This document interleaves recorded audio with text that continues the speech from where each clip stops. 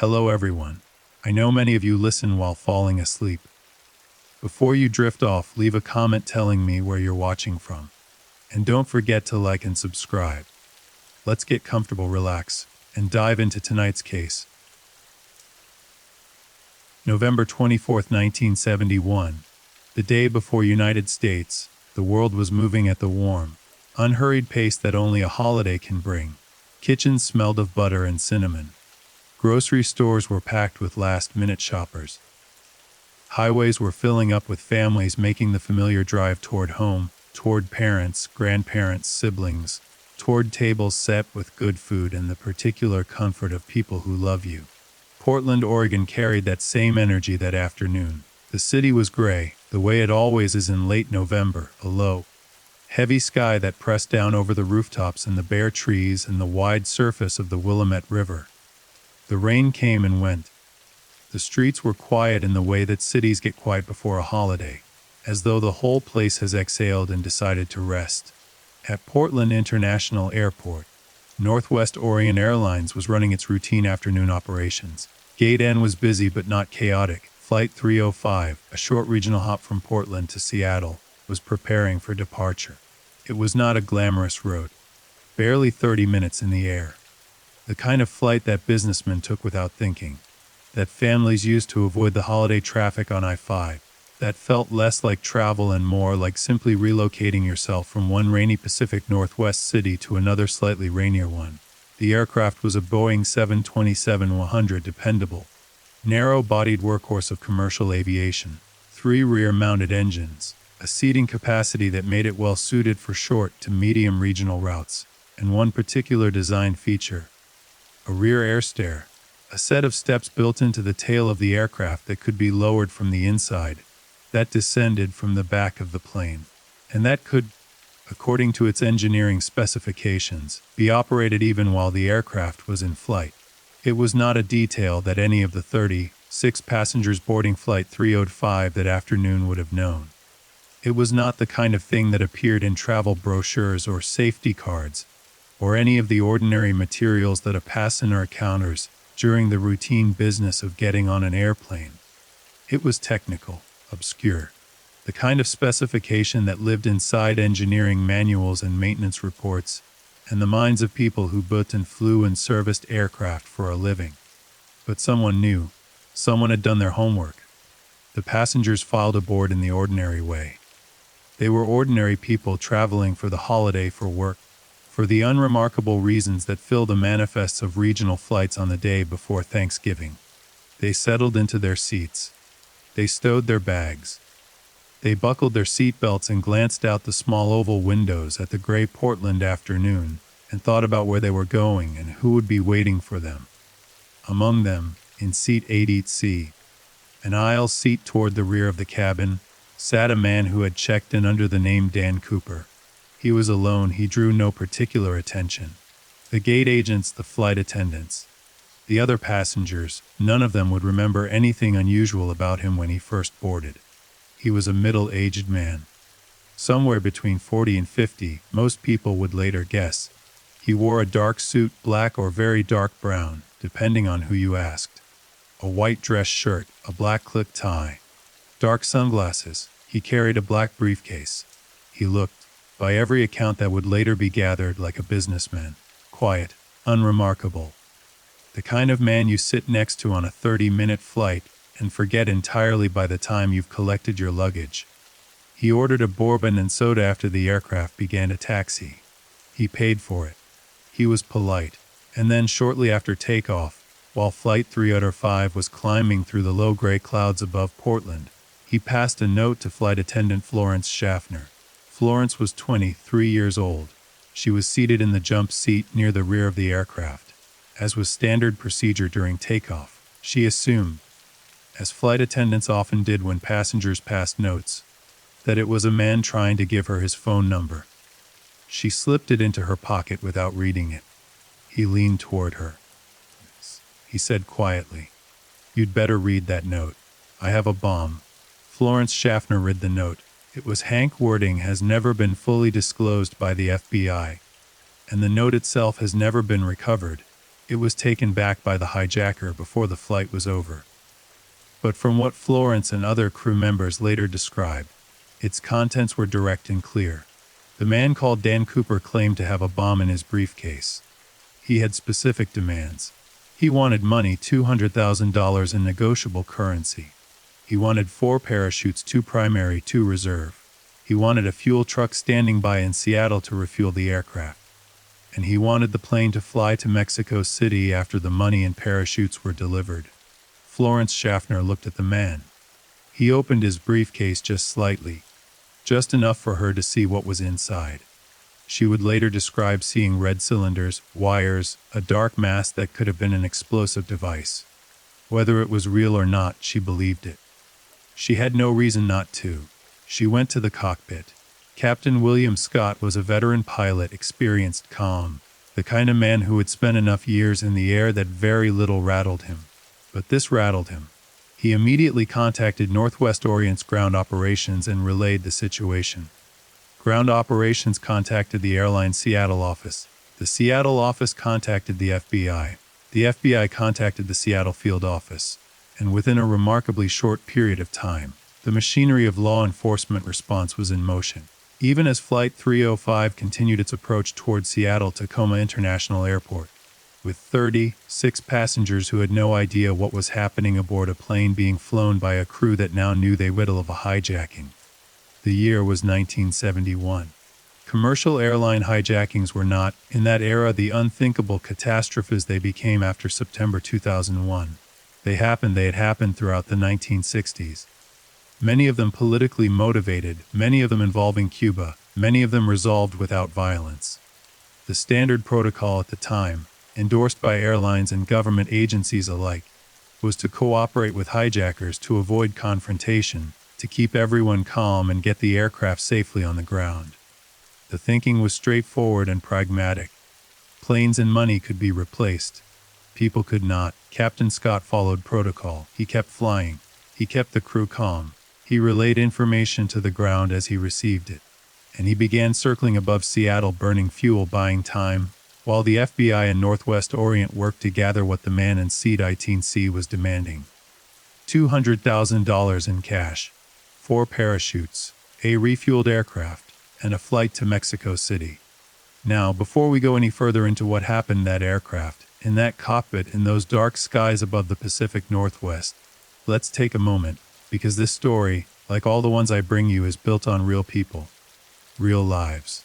And while the man in Seat 80C is the center of this mystery, he is not the only person whose story deserves to be told. Florence Schaffner was 23 years old. She had come to the job of flight attendant the way many young women did in that era, with a desire to travel, to see the world, to have a career that felt bigger than the small town she'd grown up in. She was smart and composed. She liked her work. She was good at it. And on the afternoon of November 24, 1971, she found herself sitting across from a man who claimed to have a bomb, holding a note that changed the trajectory of her life in ways she could not have anticipated when she woke up that morning and got dressed and drove to the airport for what she expected to be a routine short-haul flight. Tina Mucklow was another flight attendant aboard Flight 305. She would become the crew member who spent the most time directly interacting with the hijacker, calm, professional, doing her job under conditions that no amount of training could fully prepare a person for.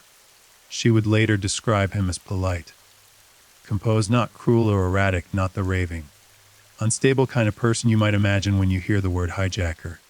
He was, she said, almost disturbingly normal in his manner. He said please. He said thank you. He did not threaten her personally. He did not raise his voice. He simply sat in Seat 18C and told them what he wanted and waited, with what seemed like genuine patience, for them to provide it. The passengers aboard Flight 305 remained, for most of what followed, unaware of what was happening. Captain Scott made an announcement explaining that there was a minor mechanical issue, requiring them to circle Seattle before landing. He kept his voice even. He kept the information minimal. The passengers shifted in their seats, mildly annoyed at the delay, thinking about their Thanksgiving plans, about the families waiting for them, about the ordinary inconveniences of holiday travel. They had no idea that the man in the dark suit in seat 880C had a briefcase that he claimed could kill them all. There is something haunting about that image. All those ordinary people, in their ordinary seats, with their ordinary worries, suspended in the air above a city they were trying to reach, while around them something extraordinary and terrifying was unfolding, and they felt nothing, knew nothing, sat in their ignorance like it was a warm coat, while 3 flight attendants and held the weight of everything. On the ground in Seattle, the response was moving quickly. The FBI's Seattle field office had mobilized. Agents were positioned at Seattle-Tacoma International Airport. Law enforcement was coordinating with airline officials. The decision had been made, and it was not an easy one, to comply with the hijackers' demands. $200,000 in cash was being assembled. The bills were 20s as Cooper had specified, and their serial numbers were photographed before the money was packaged. 4 parachutes were located and prepared. A fuel truck was positioned and ready. Northwest Orient's president, Donald Narop, made the call to pay. His reasoning was the same reasoning that governed every hijacking response in that era. The safety of the passengers and crew came first. Everything else was secondary. You could replace money. You could not replace 36 people and 6 crew members. The parachutes came from a local skydiving school. 2 of them were military-issue NB-6 chest reserves, which were not designed for the kind of extended free fall jump Cooper might be planning. 2 were civilian sport parachutes. It has been noted by investigators and analysts in the years since that the parachutes provided were not ideally suited for a deliberate jump into forested terrain at night in the rain. And whether Cooper knew this, whether he even cared, has been one of the many details that researchers and amateur sloughs have turned over endlessly in the decades that followed. At approximately 50:24 in the afternoon, Flight 305 landed at Seattle-Tacoma International Airport. It taxied to a remote area of the airfield, away from the terminal and the other aircraft and the holiday crowds inside. The engine stayed running. The passengers were told, gently, carefully, that there was a situation aboard the aircraft, and that they would be deplaning. They were brought off the plane. They were not told the full truth, not immediately, but they were safe. They walked away from that aircraft into the damp Seattle evening, and most of them would spend years trying to process the fact that they had been 30 feet from a man with a bomb, or what he claimed was a bomb, and had never known it. One passenger chose to remain aboard. A man named William Mitchell, who may not have fully understood what was happening, stayed in his seat. He would eventually be escorted off. But for a period, he was there, an ordinary man in an extraordinary situation, sitting in a plane that no rational person would have chosen to stay on, doing so for reasons that remain unclear. The money and parachutes were loaded onto the aircraft. Cooper examined them. He counted the bills, or at least made a show of examining the money. He checked the parachutes. He was, by all accounts, methodical, unhurried. He did not appear nervous. He did not appear rushed. He seemed, in the words of Tina Mucklow, like a man who had planned this carefully and was now executing that plan with steady, deliberate patience. And then he made his next set of demands. He wanted the aircraft to fly to Mexico City as originally stated. He specified the flight parameters. The plane should fly at a maximum altitude of 10,000 feet, with the landing gear down, at the slowest possible airspeed, somewhere around 150 knots. He wanted the cabin unpressurized. He wanted the rear air stair to remain operable. And he wanted only a minimal crew to remain aboard: Captain Scott, First Officer Ratotsak, Flight Engineer Anderson, and Tina Mucklow. The other flight attendants, including Florence Schaffner, were released with the passengers. Florence Schaffner walked off that aircraft into the Seattle evening, and would spend the rest of her life carrying the memory of the note. The briefcase opened just slightly. The quiet voice of a man who said, "You'd better read that."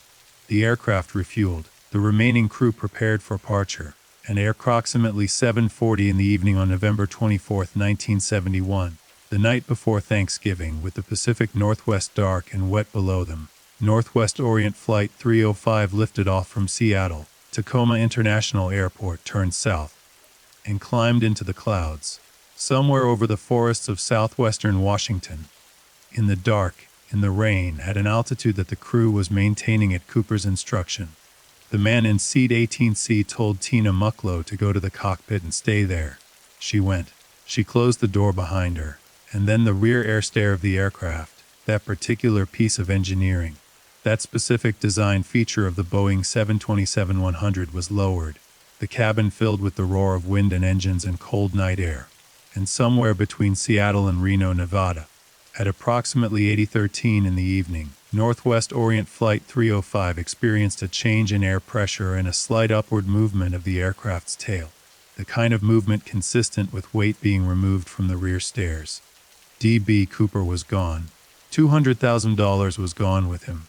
And no one, not the crew, not the FBI, not the aircraft, not the dark forest below, saw him go. The pilots knew almost immediately that something had changed. The shift in the aircraft's attitude, the change in pressure readings, the data from the rear of the plane, it all pointed to the same conclusion. Someone had jumped. Captain Scott contacted air traffic control. He reported what had happened, and the machinery of the largest manhunt in FBI history was set into motion over the dark forests of the Pacific Northwest on a rainy November night. Fighter jets from McChord Air Force Base had been scrambled earlier in the evening and were shadowing the 727 at a distance, but they were flying faster and higher than the slow low 727, and in the dark and the rain and the clouds they had seen nothing. They had no visual on a parachutist. They had no idea exactly where over that vast forested, river-crossed landscape below a man had chosen to step off the stairs of a moving aircraft and fall into the night. The search area was enormous. Southwestern Washington, the Cascade foothills, dense conifer forest, deep river gorges, small towns separated by miles of wilderness. It was November. It was raining. And somewhere in all of that, if he had survived the jump, if the parachute had opened, if the landing hadn't killed him, a man named Dan Cooper was either walking out of the trees or lying somewhere that no one would find him for a very long time.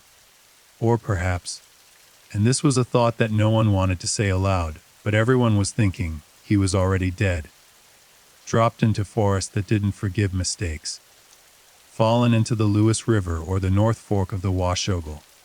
Broken against the dark earth somewhere so deep in the wilderness that he would simply become part of it. Bones and cash dissolving into the soil of the Pacific Northwest, unrecovered and unmourned. Flight 305 landed in Reno at approximately 8:18 that night. Investigators boarded immediately. They processed the aircraft. They collected everything: the seat Cooper had occupied, cigarette butts he had left in the ashtray, a clip tie that he had removed and left behind on his seat, a mother-of-pearl tie clip. They collected fingerprints, or tried to. They collected witness accounts from the crew. They documented everything with the careful thoroughness of investigators, who understood that they were working on something unprecedented. Something that had never happened before. Something that might never be solved. And then they began the search. It would go on for years, decades. It continues in some form to this day. The FBI assigned hundreds of agents to the case over the course of its active investigation. They interviewed thousands of people. They followed thousands of leads.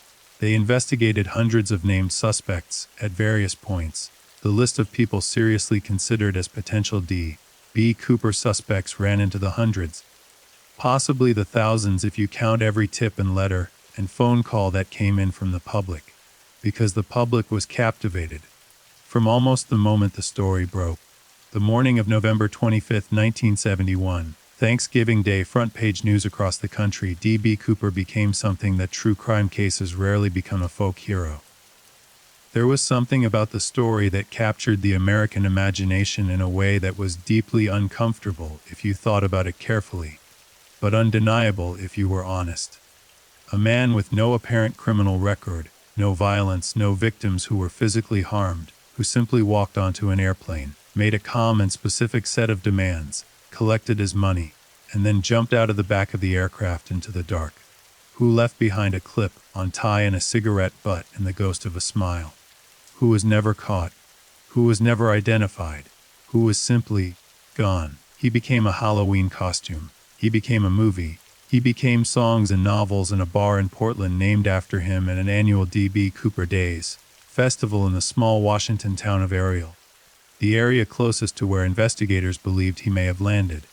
He became the subject of documentaries, podcasts, books, obsessive amateur investigations that consumed the lives of retired detectives and curious civilians and journalists who couldn't let it go.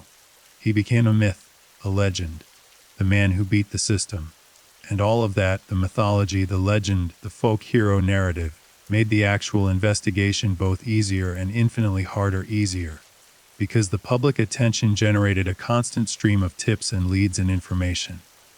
Harder, because it also generated a constant stream of noise, false confessions, wishful thinking, deathbed claims, amateur theories, people who wanted to be D.B. Cooper, people who wanted to have known D.B. Cooper, people who wanted to claim the legend for themselves, or for someone they loved or someone they hated, or simply for the thrill of being part of the story.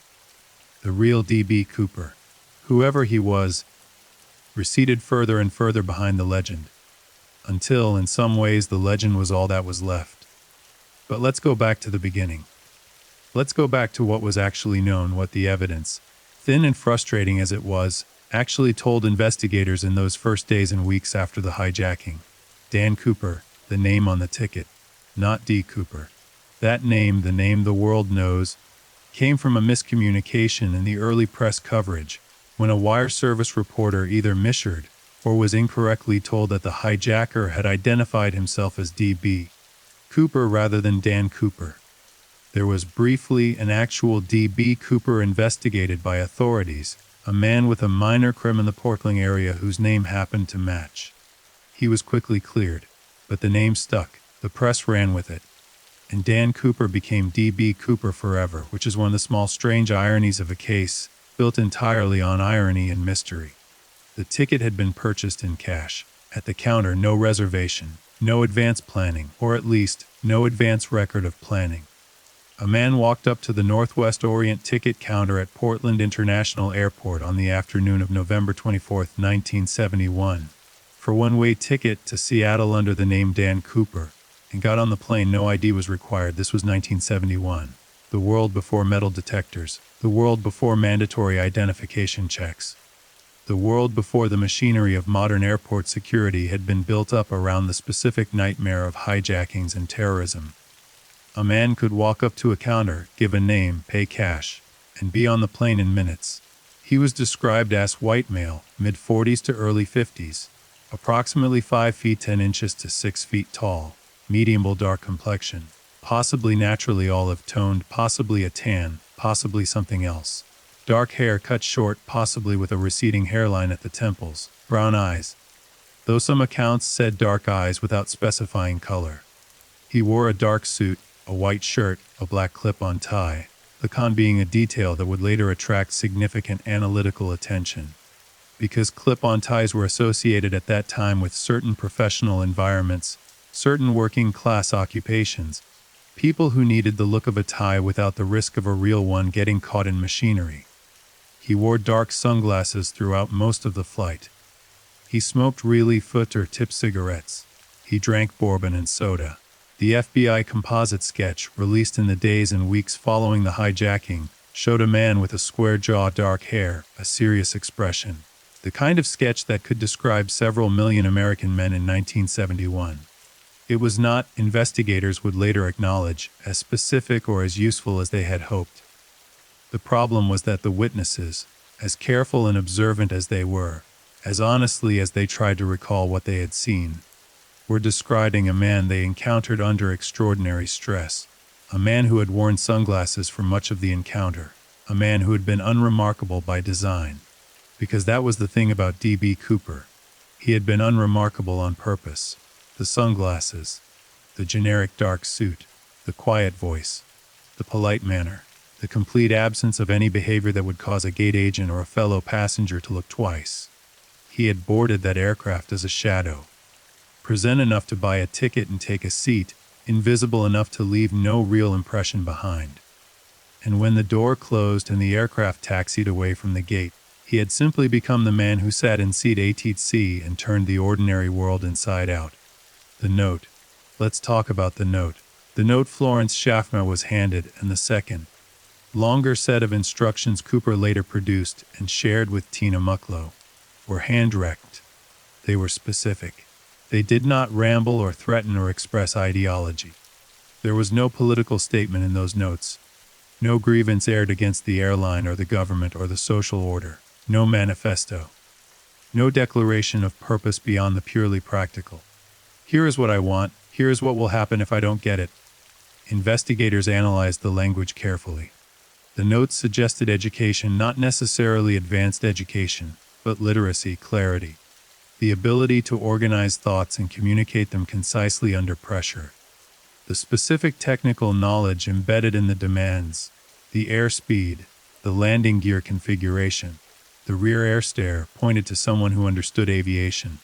Not necessarily a pilot, perhaps, but someone who had worked around aircraft, someone who had studied them, someone who knew enough about how a 727 flew to understand what parameters were achievable and what were not, and to make demands that were operationally realistic.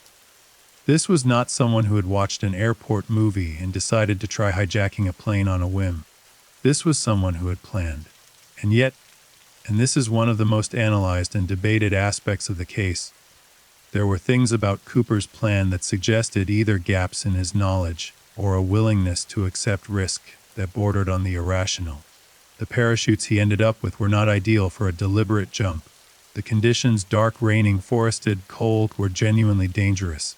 Jumping from a 727 at 150 knots, at 10,000 feet at night, over forest in November, in the rain, with $200,000 in cash strapped to your body.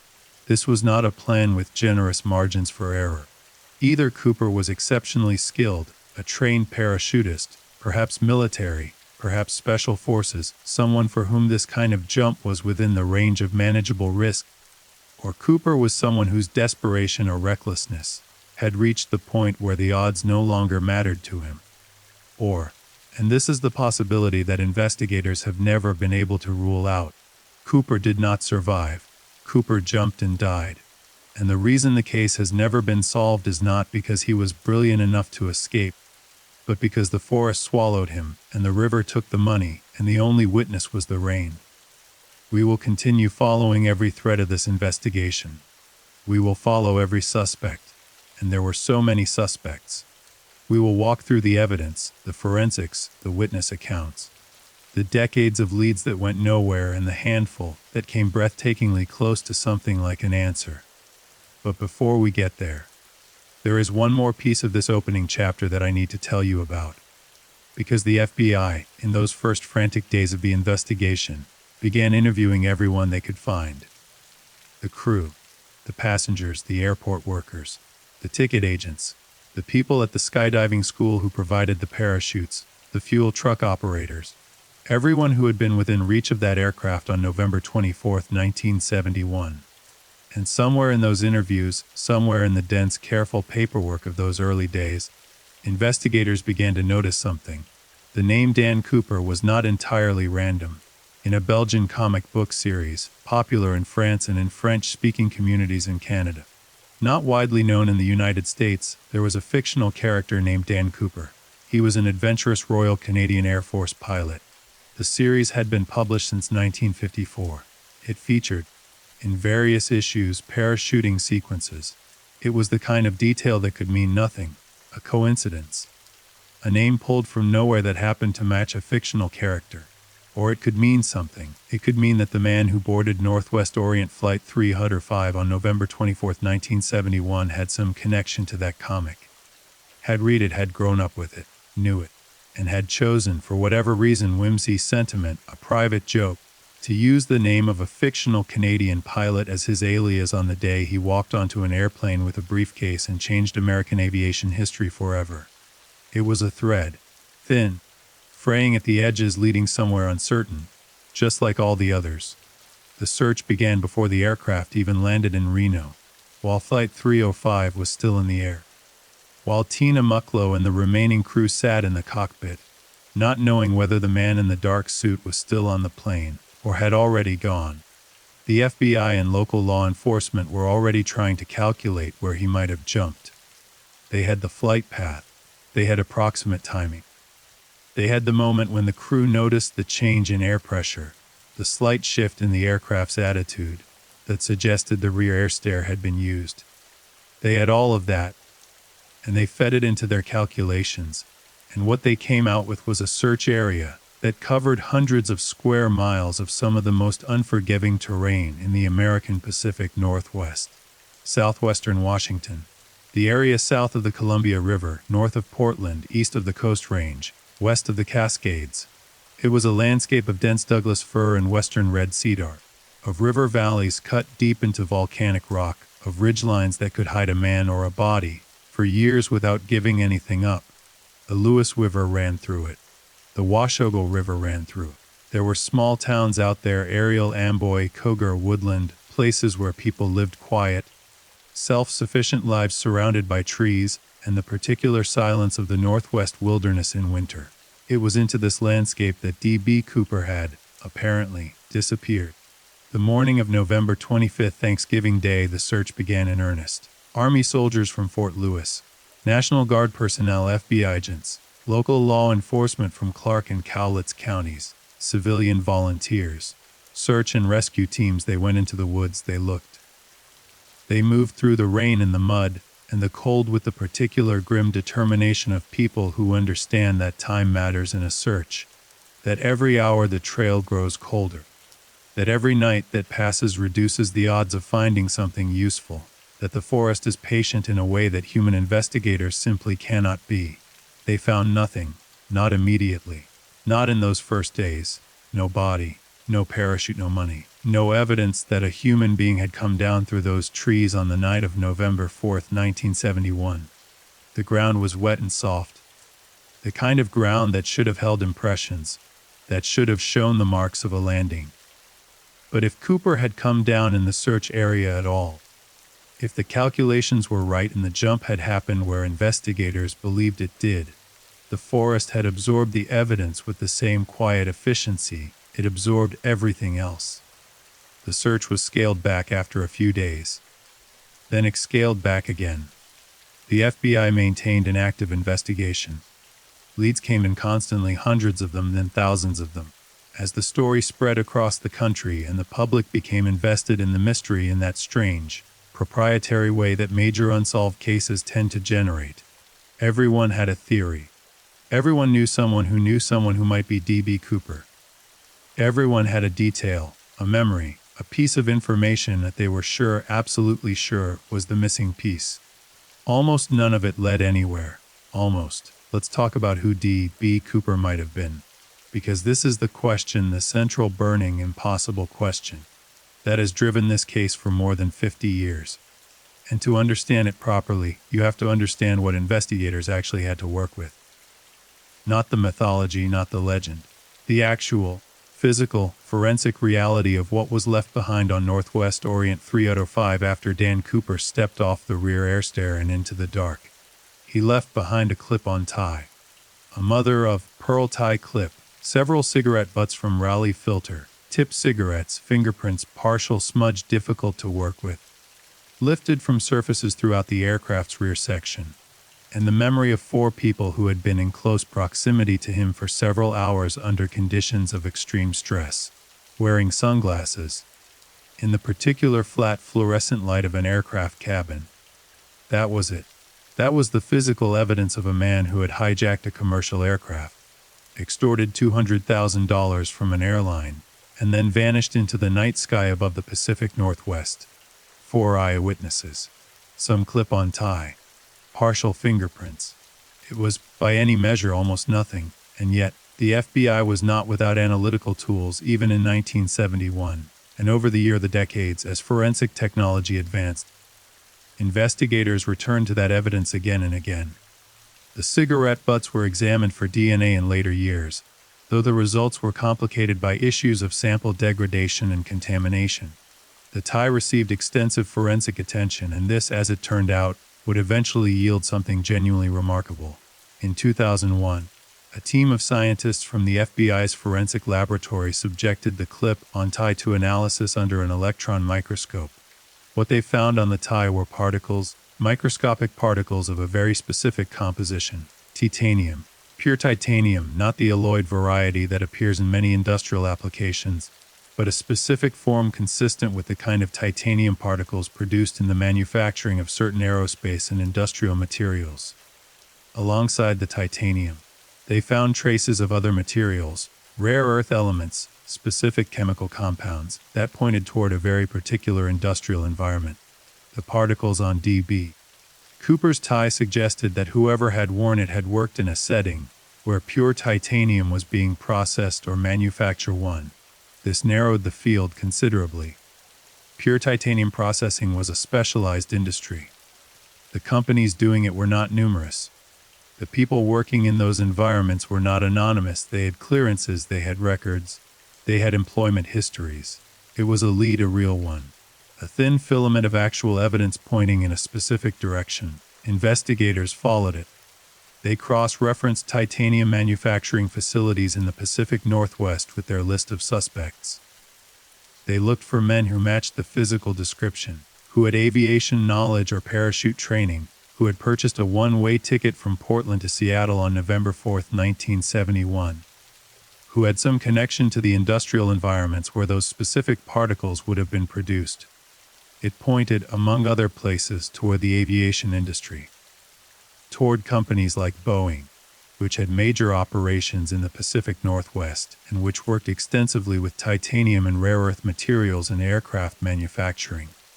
It pointed toward a workforce that was large, skilled, and included many men with military backgrounds, men who had served in Korea or World War II, men who had parachute training, men who understood aircraft from the inside out.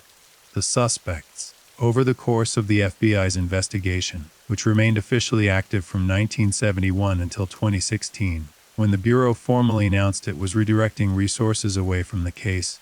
Though it remained technically open, investigators seriously investigated somewhere between 30 and 40 named suspects. Publicly, fewer than a dozen have been widely discussed. But behind the scenes, the list was longer, the investigations deeper, the amount of time and resources devoted to individual suspects sometimes staggering. Let's walk through some of the most significant. The first serious suspect to emerge publicly was not identified until years after the hijacking. His name was Duane N. A woman named Jo Weber contacted the FBI after her husband, Duane, had died of kidney failure. On his deathbed, Duane Weber had told her, "I'm Dan Cooper." He had said it quietly, she recalled, in the middle of a conversation that had drifted toward the strange and the confessional in the way that conversations sometimes do when a person knows they are dying. She hadn't understood immediately. It had taken her a moment to connect the name to the hijacking. And then she had started going back through their life together, through 20 years of marriage, and she had begun to find things. Duane Weber had been secretive about his past. He had a criminal record, forgeries, petty crimes, nothing violent, but a pattern of deception that fit a certain profile. He had once, she recalled, on a trip to the Pacific Northwest, insisted on visiting the Columbia River, and had stood at its edge for a long time, staring at the water, not explaining why. He had had knee problems consistent with a hard parachute landing. He had, at some point in his past, worked in environments that could give him aviation knowledge. The FBI investigated.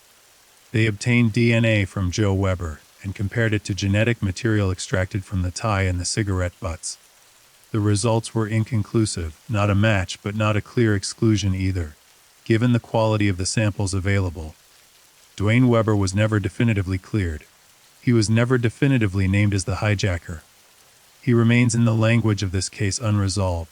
The second major suspect, the one who generated perhaps the most sustained public interest and the most organized private investigation, was a man named Richard Floyd Magruder. McCoy was, in many ways, the most compelling suspect the case ever produced. In April 1972, less than 5 months after the D.B. Cooper hijacking, Richard took United Airlines Flight 55 out of Denver, Colorado. He had a briefcase, he had a grenade, he made demands for money and parachutes. He jumped from the rear of the aircraft to 77, same model as Flight 305 over Utah.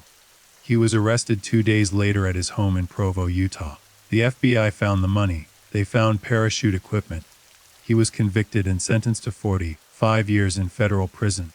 from which he escaped in 1974 before being killed in a shootout with FBI agents later that year. The parallels to the D.B. Cooper hijacking were impossible to ignore. The same aircraft type, the same demands money and parachutes, the same jump from the rear of the plane. The FBI had in McCoy, a man who had demonstrably committed a nearly identical crime only months after the original hijacking. McCoy was a decorated Vietnam veteran with extensive parachute training.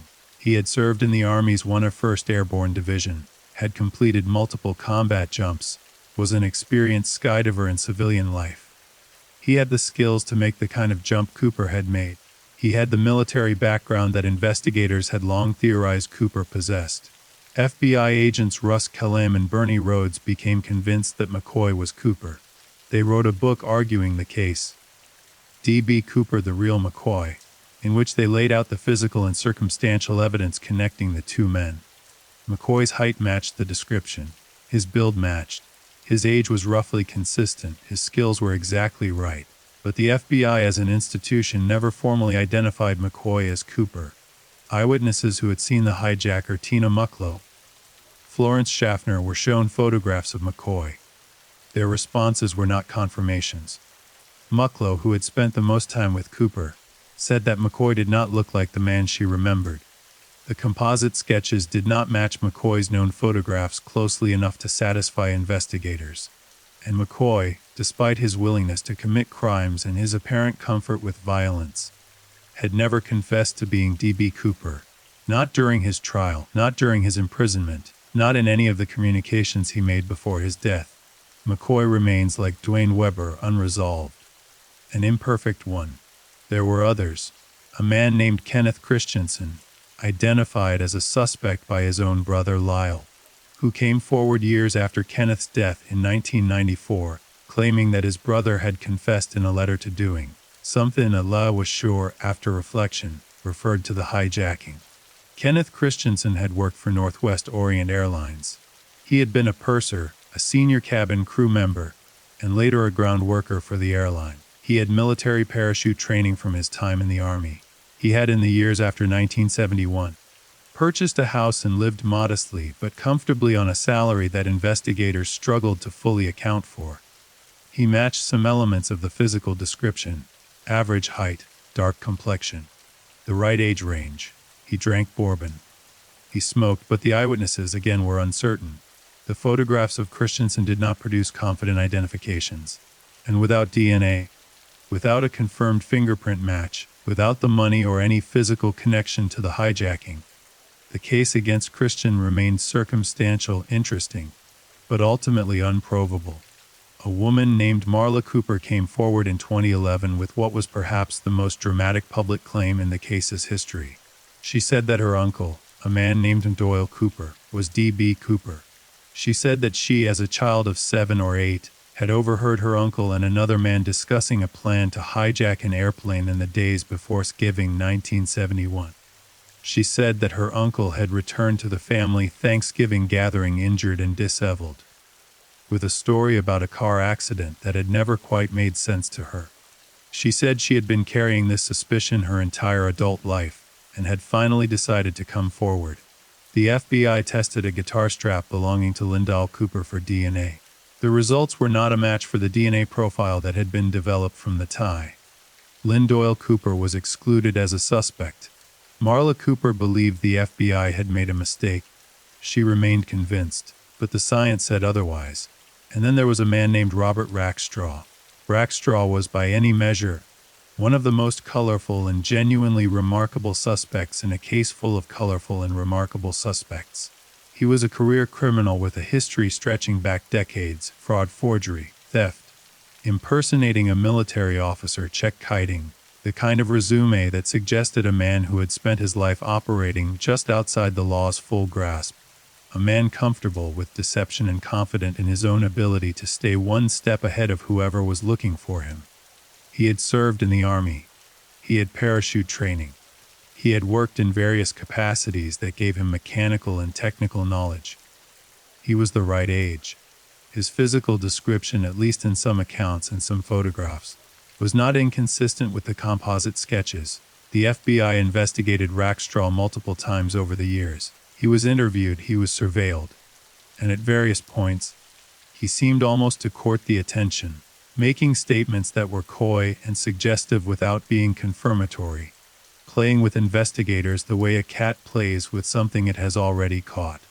He denied being D.B. Cooper, but he denied it in a way that seemed to many who interviewed him to contain something behind the denial, a private amusement, a withheld truth. In 2016, a private investigator named Thomas Colbert, who had been working the Cooper case for years as a kind of passionate, consuming side project, announced that his team had decoded hidden messages in letters that D.B. Cooper had allegedly sent to newspapers in the years following the hijacking.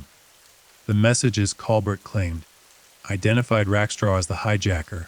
Rackstraw denied it. The FBI expressed skepticism about the methodology. The broader forensic and investigative community did not embrace the findings. Rackstraw died in 2019. He never confessed. He took whatever he knew, or whatever he was willing anyone to believe he knew with him.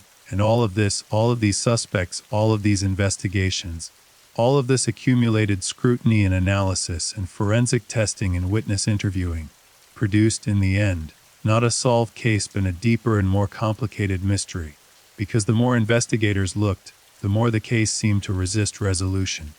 Every promising lead developed a flaw. Every near match produced a contradiction. Every piece of evidence that pointed in one direction produced another piece that pointed somewhere else. The fingerprints lifted from the aircraft were never matched to any known criminal in the FBI's database. The DNA profile developed from Ty was never matched to any known individual. The composite sketches generated leads but no definitive identification. The parachutes were never found. The money was almost entirely never found, almost entirely, because on February 10, 1980, nearly 9 years after the hijacking, a young boy named Brian Ingram was on a family camping trip along the north bank of the Columbia River, near a place called Tina Bar, a sandy beach downstream from Vancouver, Washington. Brian was 8 years old. He was doing Wild Boy year on camping trips, exploring, digging in the sand, entertaining himself in the way that children entertain themselves in places where there is nothing particular to do except to interact with the ground beneath their feet. He found something. Buried in the sand, partially exposed by erosion or the recent movement of the river, was a packet of bills. Then another packet, then a third. He brought them to his father. His father looked at them. The bills were deteriorated, decomposed, fragile, held together more by habit than by structural integrity. They were $20 bills. And when Brian Ingram's father checked the serial numbers against the list that the FBI had distributed in the years after the hijacking, the list of every bill in the $200,000 paid to D.B. Cooper, they matched 3 packets of bills, 294 individual bills, a total face value of $5,880. They were Cooper's money. Some of it, a small fraction, found 9 years later on a sandbar along the Columbia River, having traveled, somehow, through some combination of river movement and flooding and the patient erosion of time, from wherever Cooper had landed to this particular beach on a winter noon in 1980. The discovery was, simultaneously, the most significant physical evidence in the case, and the source of a new set of questions that have never been fully resolved. The bills were found in 3 packets, each bound with a rubber band that had long since deteriorated. The packets had not been randomly distributed by the river. They were grouped, suggesting they had traveled together, possibly still partially bound or wrapped, rather than having been scattered individually by water movement. The condition of the bills was consistent with years of burial in a wet, low oxygen environment, consistent with a location near or in water, but the location of Tina Bar raised questions about the flight path.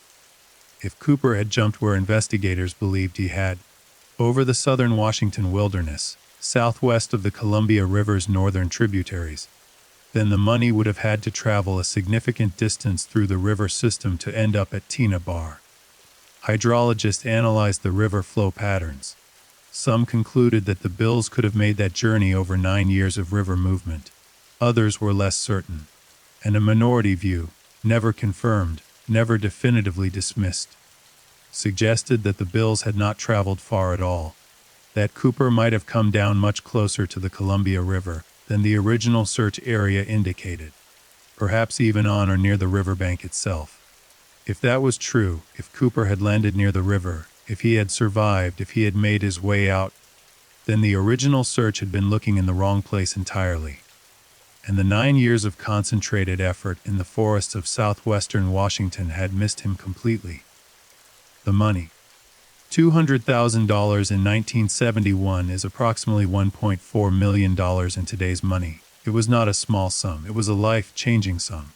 The kind of money that, if you were careful, if you were patient, if you spent it slowly and in small amounts and in places where no one was checking serial numbers, the kind of money that could sustain a quiet, comfortable life for a long time. But here is the thing about the money that has always haunted this case. With the exception of those $194 found on a sandbar in 1980. Not a single bill from the $200,000 paid to D.B. Cooper has ever been found in circulation. Not one. No one has ever walked into a store and paid for something with a D.B. Cooper bill and been caught. No one has ever deposited Cooper's money into a bank account. No one has ever been found spending it. The serial numbers were widely circulated, published in newspapers, distributed to banks, available to anyone who wanted to look for them. And in 50 years, with the exception of those on the beach, not one of those bills has surfaced. There are a few possible explanations. The most optimistic, from the perspective of those who believe Cooper survived, he was smart enough, careful enough, disciplined enough, to simply never spend the money, to sit on it, to bury it, literally or figuratively, and leave it untouched because he touching it was the one thing that could get him caught. Some people who believe in Cooper, find this possibility thrilling. It speaks to a level of self-control and long-range thinking that borders on the extraordinary. The most common explanation, from the perspective of most investigators and serious analysts, the money was never spent because Cooper never survived to spend it. The bills found at Tina Bar were not the evidence of a man who briefly considered spending his money and then thought better of it.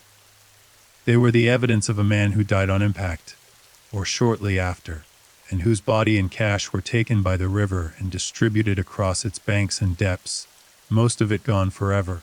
A small fraction deposited on a sandbar where a boy would find it 9 years later and change everything and nothing simultaneously. The middle ground, held by fewer people but not without its logic, is that Cooper survived but was injured, that the jump cost him more than he planned for, that he made it out of the wilderness but not intact, not whole, not the man he had been before he stepped off the rear of that aircraft, and that whatever life he assembled afterward was a reduced and compromised version of the one he had imagined. None of these explanations can be proven. All of them are, in their own way, consistent with the evidence. Let's go back to the aircraft. Let's go back to the night of November 24, 1971. To the hours between takeoff from Seattle and the landing in Reno. Because there are details from that period that matter. Details that tell us something about the man who did this. Something real and specific beneath the mythology. When Cooper told Tina Mucklow to go to the cockpit, he was alone in the main cabin of the aircraft. The pilots were flying. The rear air stair was down. The cold air was coming in from the back of the plane, and somewhere in that interval, somewhere between the moment Mucklow went forward and the moment the crew registered the change in the aircraft's attitude, Cooper made his jump. He had, by that point, spent several hours aboard the aircraft. He had eaten, the crew had provided him with meals during the long wait on the ground in Seattle. He had drunk bourbon. He had smoked.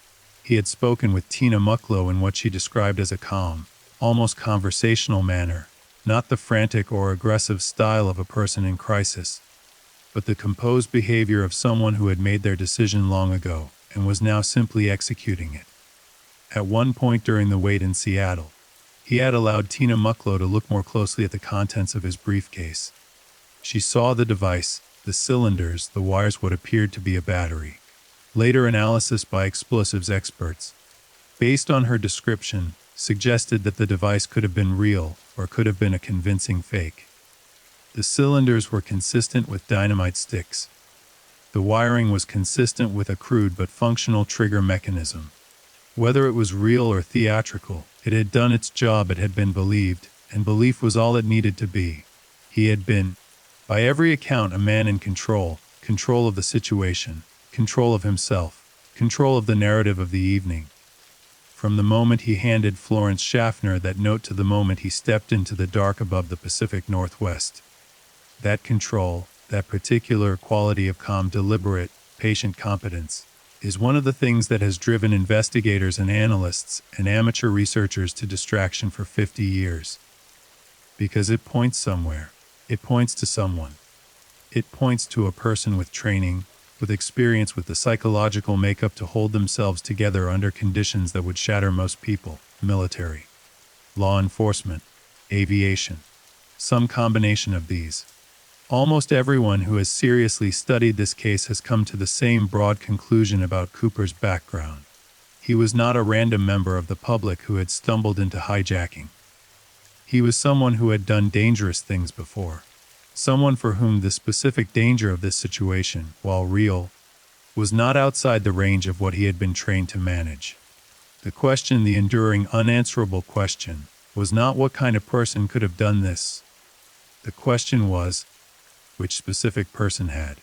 The FBI followed a methodology in the Cooper investigation that was, for its era, comprehensive and careful.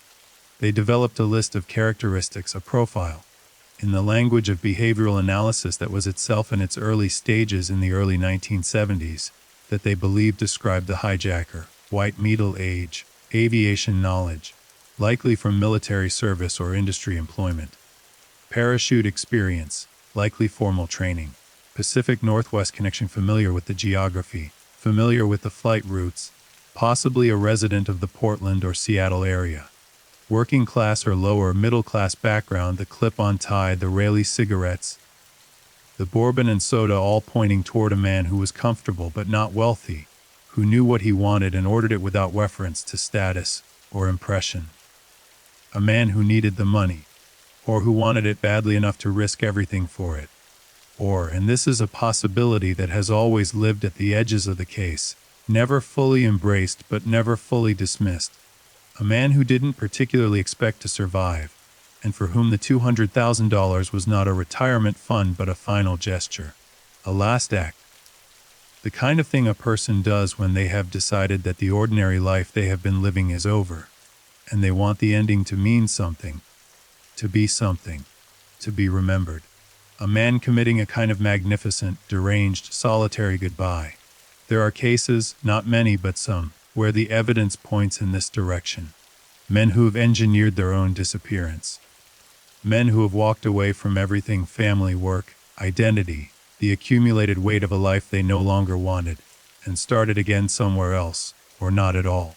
Men for whom the jump was not the beginning of a new chapter, but the final page of the old one. D.B. Cooper has been imagined as all of these things.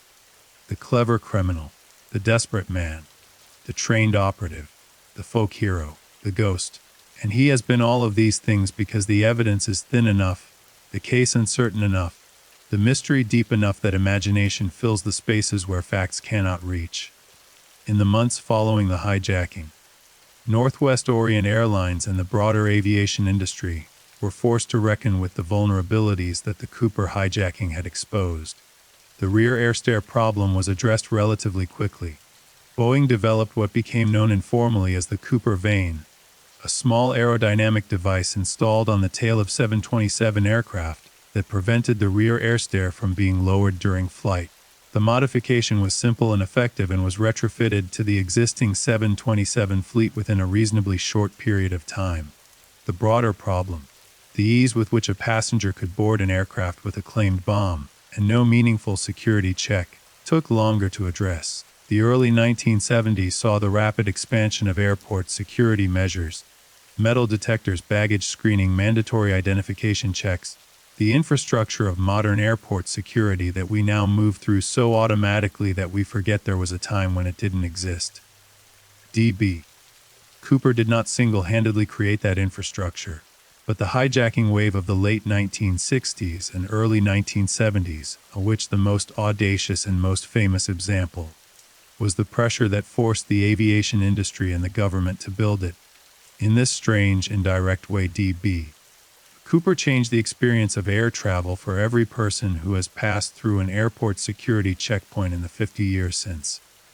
He is there, in a way, in every metal detector, in every boarding pass check, in every rule about what you can and cannot carry onto an aircraft, a ghost in the machinery of modern aviation security, present but invisible, the reason for procedures that most travelers follow without knowing why they exist. 1 year after the hijacking, 2 years fine, the FBI kept the case open. New tips came in constantly, from members of the public, from law enforcement and other jurisdictions, from people who had read about the case and believed, with varying degrees of persuasion and evidence, that they knew something. The Bureau followed up on the serious ones. The not serious ones were filed. The deathbed confessions came, several of them over the years, from men who claim have been D.B. Cooper, or from the family members of men who had made such claims. Some were investigated thoroughly. Most were disposed of quickly. None were confirmed. The folk hero mythology grew and deepened. The annual festival in Ariel, Washington drew increasingly large crowds, people who came to celebrate the legend, to drink and talk about the case, to meet other people who were fascinated by it, to participate in the shared cultural ritual of commemorating a crime that was, by most measures, harmless in the way that the best crimes are harmless, audacious, clever, victimless in the narrow sense, satisfying to imagine even if you would never endorse it in reality. Authors wrote books. Filmmakers made movies. A 1901 film called The Pursuit of D.B. Cooper starred Treat Williams as Cooper and featured a fictional account of his survival and escape. Other films followed. The case became a cultural touchstone, a reference point for a certain kind of American fantasy about freedom and escape and the possibility of simply walking away from everything, of disappearing so completely that the whole machinery of the state could not find you. And underneath all of that, underneath the movies and the festivals and the books and the amateur theories, the real investigation continued, quietly, carefully, with the particular patience of investigators who understood that some cases do not resolve on human schedules, that some answers arrive only when they are ready, that the evidence of what happened on a November night in 1971 was still out there somewhere, in the soil of the Pacific Northwest or in the memory of someone who had never spoken. By the time the 1980s arrived, by the time the discovery of the money at Tina Bar had injected new energy into the investigation, the FBI had interviewed hundreds of suspects and thousands of witnesses. They had developed a case file that ran to tens of thousands of pages. They had spent resources that, if totaled, would represent a significant fraction of the agency's entire investigative budget over that period.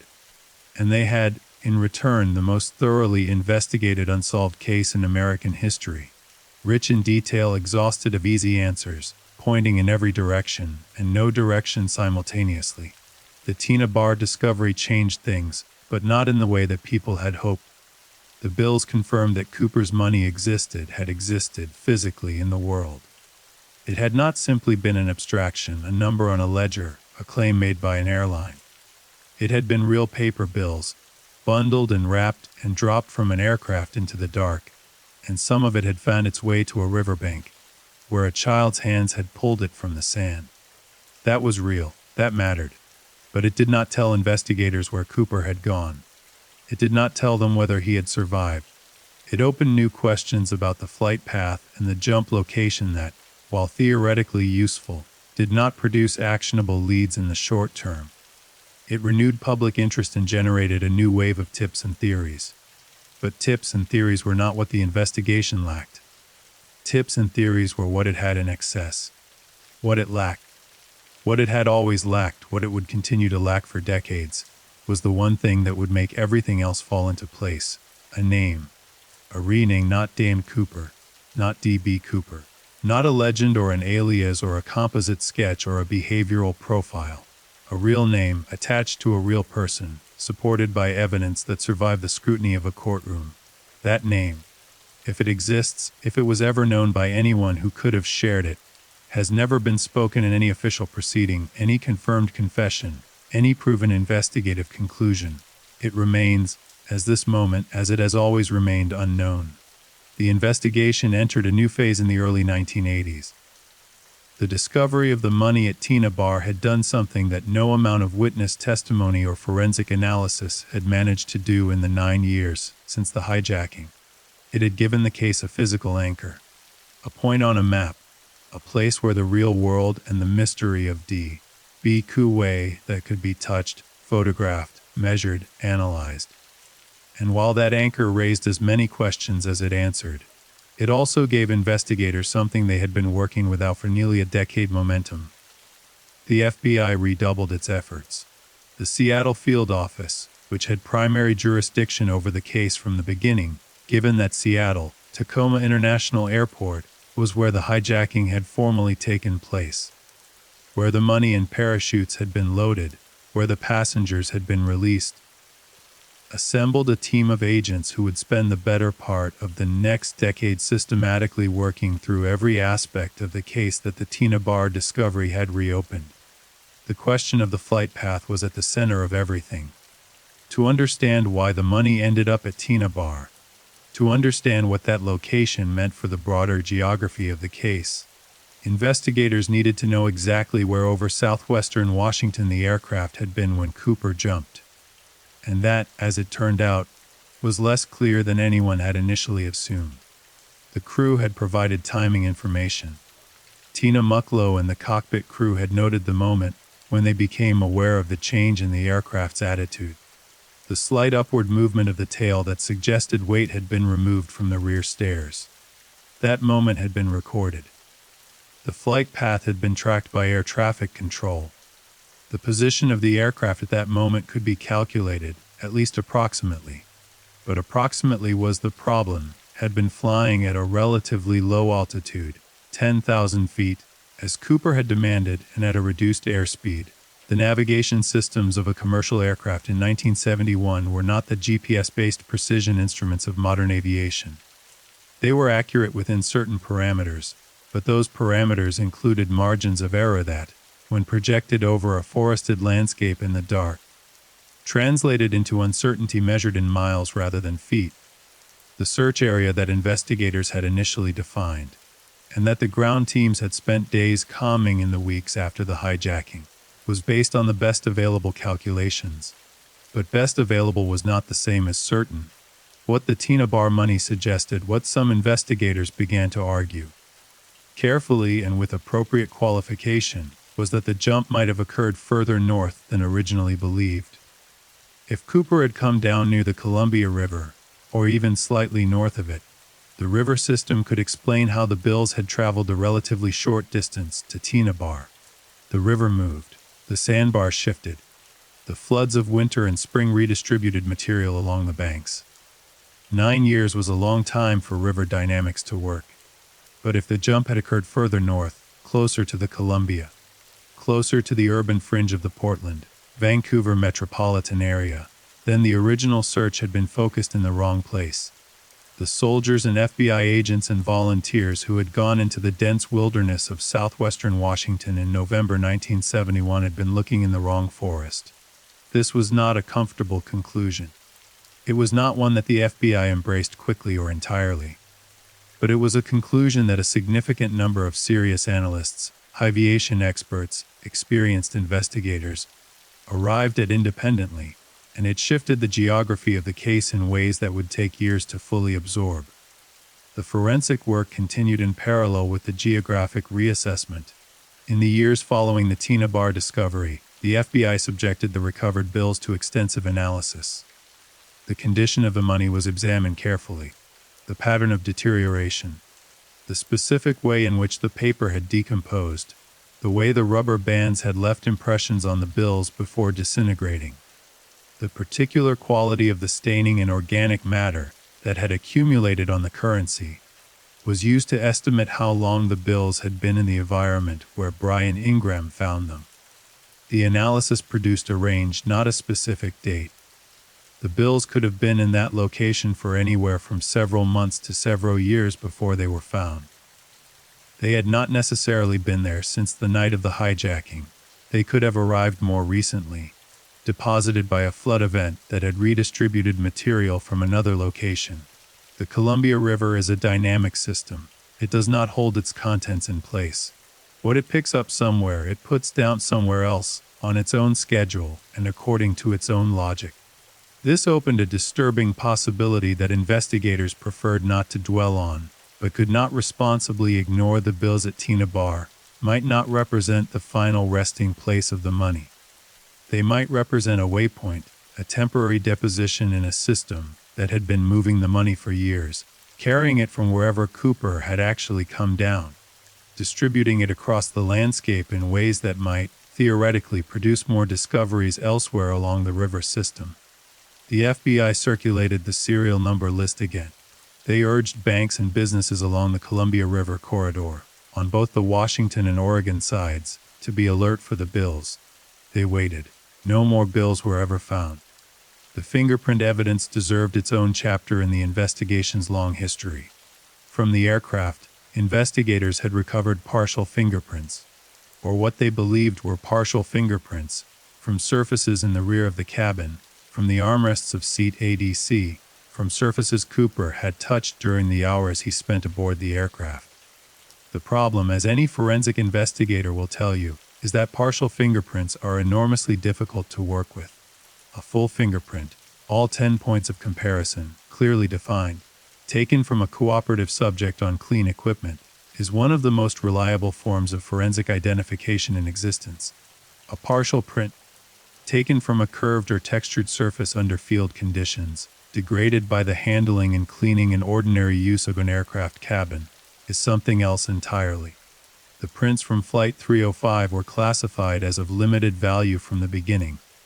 They were not useless, they were preserved, they were analyzed.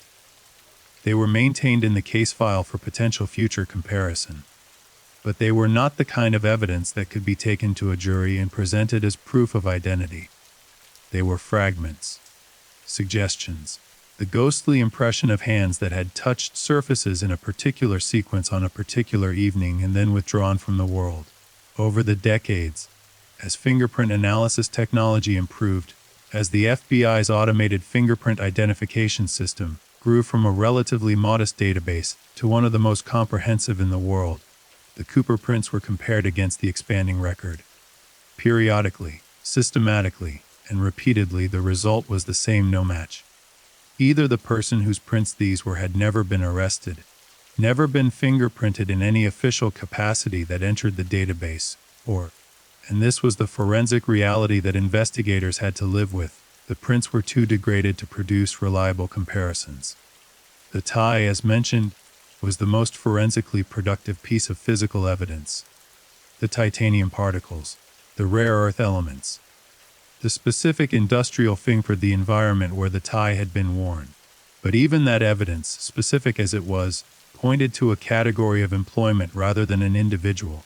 It said this person worked somewhere that processed pure titanium. It did not say, this person is John Smith, employee number 4472, who clocked in every morning at a Boeing subcontractor facility in Renton, Washington. The distance between those two statements, between knowing the category and knowing the name, is where the D.B. Cooper case has lived for 50 years. The witness accounts, let's return to them.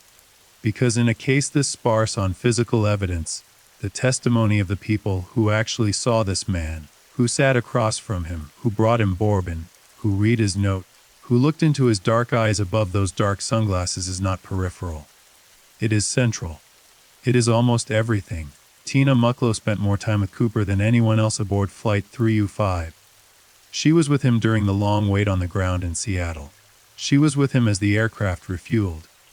She sat near him as he examined the money and the parachutes. She spoke with him. He spoke with her. And what she remembered, what she has described in the various accounts she has given over the years, including to the FBI in extensive detail, is a man who was not what she expected a hijacker to be. He was not aggressive. He was not erratic. He was not the kind of person who needed to demonstrate power through cruelty or noise.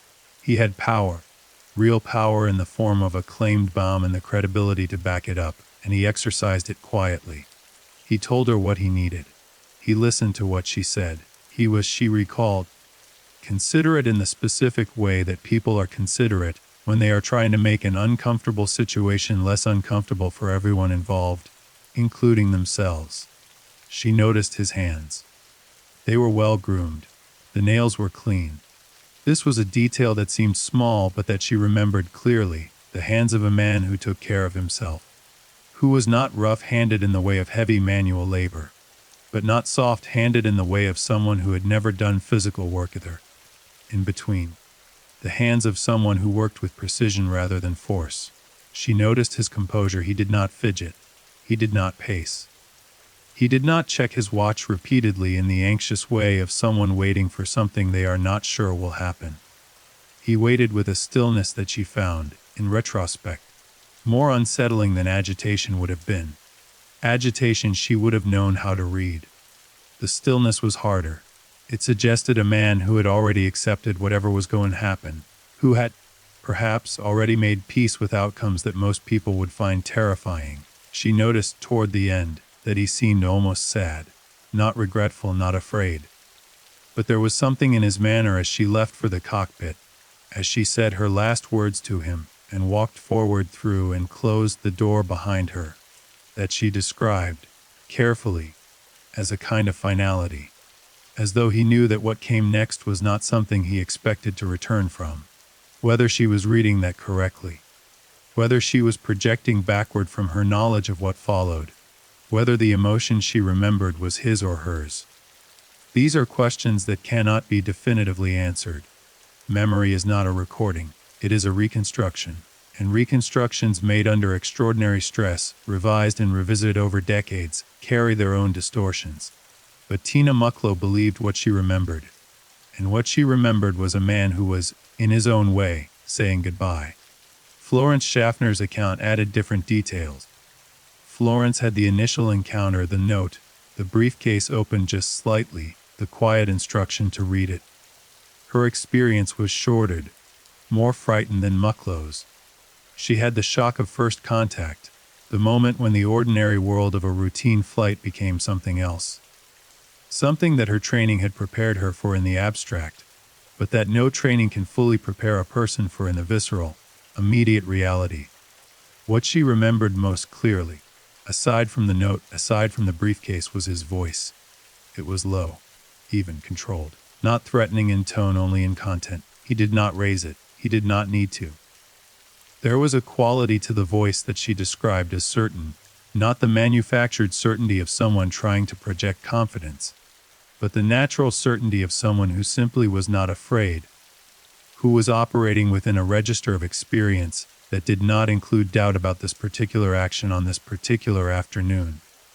The voice of a man who had done dangerous things before. The voice of a man for whom this, all of this, was not the edge of his experience but somewhere within it.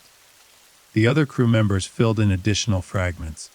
Captain William Scott was in the cockpit for most of the encounter and had limited direct contact with Cooper, but his observations, relayed through Tina Mucklow and through the radio communications he conducted with the ground, contributed to the picture of a man who was operationally sophisticated. Cooper's demands regarding the flight parameters, the altitude, the airspeed, the landing gear configuration, were specific and technically informed. Scott, as an experienced pilot, recognized this. The demands were not the demands of someone who had looked at an aircraft and guessed at what was possible. They were the demands of someone who understood the operational envelope of the 727 and knew how to exploit it. First Officer Robert Ratoczek and Flight Engineer Harold Anderson contributed similar observations. The man who called himself Dan Cooper knew aircraft. He knew how they flew. He knew what was mechanically and operationally achievable. And he knew specifically, precisely, in a way that pointed to research or experience, about the rear air stair. The rear air stair. It bears returning to because it is, in many ways, the single most important clue in the entire case.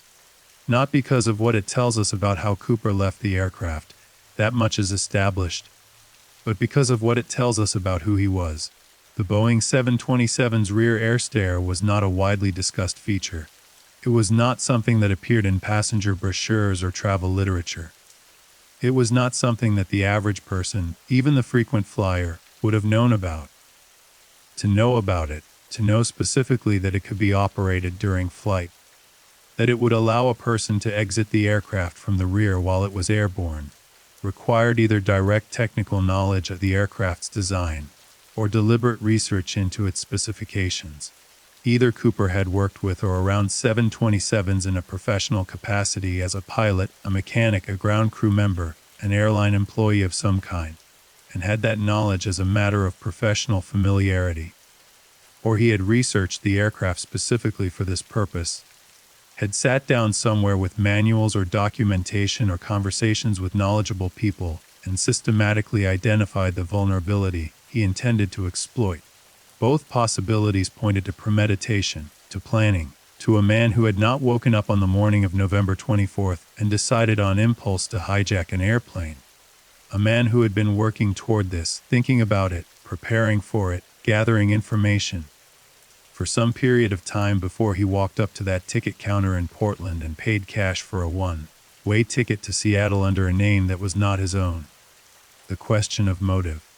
It is one of the most analyzed and least resolved aspects of the case, and yet it may be one of the most important. Because motive, the why of a crime, is often the thread that, when you pull it, unravels everything else. Understanding why Cooper did this might tell us who he was, and knowing who he was might everything. The obvious motive is money. $200,000, a significant sum in 1971, enough to change a life, enough to start over somewhere new, enough to pay off debts, to fund a disappearance, to build a quiet, comfortable existence somewhere that no one was looking for you. But the money theory, straightforward as it seems, has always had a problem. The money was never spent. Not a single bill circulated. If Cooper survived and made it out of the wilderness with the cash, he never used it in any way that left a trace. Which means that either he buried it, literally, physically, put it somewhere and left it, or he gave it away, or he burned it, or some other possibility that seems even harder to explain than spending it carefully. Or he died and the money died with him. The alternative motive theories are more speculative, but not without their appeal. Some investigators and analysts have argued that the money was almost secondary, that what Cooper really wanted was the act itself. The hijacking, the demonstration that it could be done. The proof that one person with sufficient knowledge and nerve could take control of a commercial aircraft, extract a ransom from a corporation and a government, and then simply cease to exist. That the $200,000 was a prop, a necessary element of the performance, the thing that made it real rather than merely theatrical, but that the performance itself was the point. This theory tends to appeal to people with a romanticized view of the case, and it's worth being skeptical of it on those grounds. But it's not without evidentiary support. The specific, theatrical quality of Cooper's behavior, the calm, the composure, the politeness, the precise execution of a plan that had clearly been thought through in detail, was not the behavior of a desperate man doing something he had not fully worked out. It was the behavior of someone who had rehearsed this, mentally if not physically, and who was now performing a role he had already played through in his imagination many times. There is also the theory of grievance. That Cooper had a specific grievance against the airline, against the government, against some authority or institution or individual, and that the hijacking was a form of revenge or protest. This theory would explain the deliberate targeting of Northwest Orient specifically, the specific amount of money demanded, the specific flight chosen. It would suggest prior knowledge of the airline's operations, prior interaction with its systems or personnel, a history that connected Cooper to this particular target in a way that outsiders couldn't see. But if there was a specific grievance, Cooper never expressed it. There was no manifesto in the notes. There was no explanation offered to Tina Mucklow during their long hours together. There was no statement made to the crew or the passengers or the press. Whatever Cooper was trying to say, if he was trying to say anything, he said it in actions rather than words, and the meaning has been argued about ever since. The federal investigation expanded in the mid-1970s to include a broader network of law enforcement agencies, the Bureau of Alcohol, Tobacco and firearms contributed expertise on the potential explosive device. The Department of Defense reviewed military personnel records looking for individuals with the specific combination of skills: parachuting, aviation knowledge, Pacific Northwest background, that Cooper's profile suggested. The FAA reviewed its own records and the records of licensed pilots and mechanics and aviation workers. The exercise was exhaustive. The records reviewed numbered in the hundreds of thousands, and yet, the thing about D.B. Cooper, the thing that makes this case uniquely resistant to the standard tools of criminal investigation, is that he appears in the official records, not to exist. There is no conviction for a similar crime that preceded the hijacking. There is no arrest for behavior consistent with preparation for a hijacking. There is no identified individual who was reported missing after November 24, 1971, whose disappearance could be connected to the case. There is no unsolved murder victim found in the wilderness of southwestern Washington in the weeks following the hijacking who might a Cooper who didn't survive. He came from nowhere. He went nowhere. He left a tie and some cigarette butts and a partial set of fingerprints and $100 on a riverbank. And somehow, in 50 years of investigation by some of the most capable investigators in the world, that has been enough to build an enormous amount about the case, and not quite enough to solve it. Let's talk about the parachutes. Cooper had demanded 4 of them, 2 primary, 2 reserve. This was a detail that investigators analyzed carefully from the beginning. Why 4? The obvious explanation, and the one that most analysts have accepted, is that Cooper demanded 4 to prevent the FBI from sabotaging them. If there was only 1 parachute and it failed, the outcome would be obvious. If there were 4 and 1 or more of them were deliberately disabled, Cooper could potentially detect the sabotage and have backup options. The demand for 4 was a demand for security against interference, the specific demand of someone who understood parachuting, who knew that parachutes could be packed incorrectly, who had thought about what the FBI might try. But the parachutes provided were not, as mentioned earlier, ideal. 2 of them were military NB6 chest reserves, designed as emergency backups for military aviators, not as primary parachutes for deliberate jumps. They were not capable of the kind of steerable, controlled descent that a sport parachutist would want for a deliberate jump into specific terrain. The other 2 were civilian sport parachutes. Cooper, according to witness accounts, put on 2 of the parachutes, a primary and a reserve, before his jump. He used one of the civilian sport parachutes as his primary. The second civilian chute and both military reserves were left behind on the aircraft. This suggested either that he had made a considered choice about which parachutes to use, or that he had grabbed what was available and made the best of it. The parachute he used, the civilian sport primary, was found to have a specific characteristic that some investigators found significant. It was a parachute that had been sewn shut, a practice parachute, not intended for actual use, maintained in deployable looking form for training purposes. Whether Cooper knew this when he selected it, whether he inspected the parachute closely enough to detect the modification, is unknown. If he didn't know, if he jumped with a parachute that had been sewn closed and could not properly deploy, then the jump killed him. The canopy would open partially or not at all. The descent would have been fatal. And the reason the case has never been solved is simply that Cooper died in the forest or the river and was never found. This is actually the explanation favored by many serious investigators. Not because Cooper was foolish, the evidence suggests he was not, but because the parachute situation was chaotic. The FBI and the skydiving school that provided the chutes were working quickly. The inventory of what was available was not fully reviewed before the parachutes were delivered to the aircraft. The sewn-shut practice chute may have been included by mistake. And a man jumping at night in the rain over forested terrain with limited visibility and a parachute that couldn't fully deploy had essentially no chance of survival.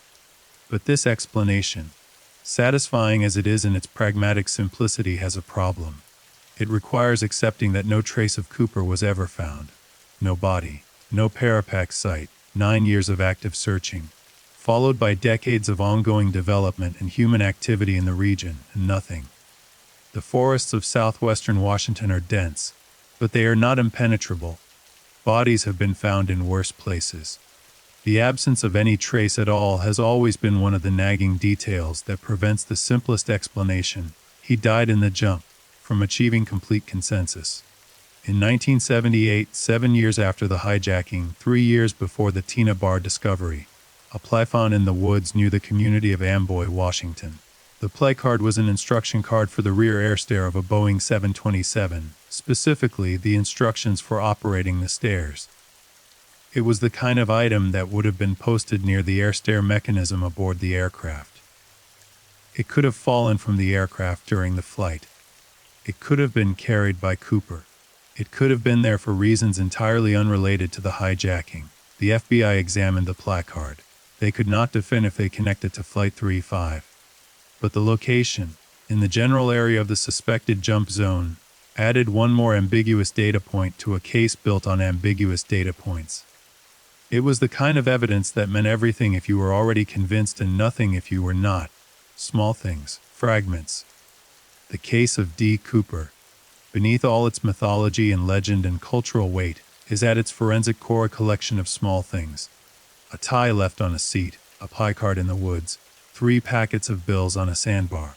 A behavioral profile assembled from the memories of 4 people who spent a few hours with a man who wore sunglasses and never gave them his real name. The FBI's investigation had, by the mid-1980s, developed a short list of suspects, individuals who, after years of investigation, had not been cleared and who possessed the right combination of characteristics to remain credible candidates. The list was not public. It was maintained internally, updated as new information arrived and old leads were exhausted. The names on it changed over the years as suspects were eliminated and new ones emerged. But the process of elimination was slow because elimination, in a case without a definitive forensic identifier, was never absolute. You could reduce the probability that someone was Cooper. You could rarely achieve certainty. The investigators who worked the case longest, the ones who gave years or decades to it, who carried it with them the way certain cases attach themselves to certain investigators, developed a different relationship with the mystery than the people who came to it fresh. They knew too much. They had thought about it too long. They had held all the fragments up to the light too many times. And what they knew, more than anything else, was this: D.B. Cooper was not a genius. He was not a mastermind. He was not the superhuman operative of legend, the man who had thought of everything, who had executed a flawless plan with robotic precision, and then vanished into a carefully constructed new identity. He was a man, a specific, particular, fallible human man who had an idea, who prepared for it as carefully as he could, who executed it under significant pressure with reasonable competence, and who then jumped into the dark over a wilderness in November and either made it or didn't. His plan had flaws. The parachutes he ended up with were not ideal. The conditions were genuinely hostile. The flight path was not exactly as he had planned. The fighter jets shadowing the aircraft may have shifted the crew's navigation slightly, and the timing of the jump, if Cooper relied on visual landmarks, would have been compromised by the cloud cover and the dark. The temperature had altered below freezing, with wind chill from the open staircase, was not survivable for long periods without proper equipment, and Cooper's dark business suit was not proper equipment. He was a man who had made a plan that was bold and original, and probably better than he had any right to expect it to be. And then he had jumped, and the night had swallowed him. The years passed. The 1980s gave way to the 1990s, and the 1990s gave way to the 2000s, and the case moved with them, slowly, stubbornly, that investigators and families and the public all, in their different ways, wanted from it. The FBI's active team on the Cooper case shrank over time as resources were redistributed toward other priorities. The agents who had spent the better part of their careers on it retired or moved on.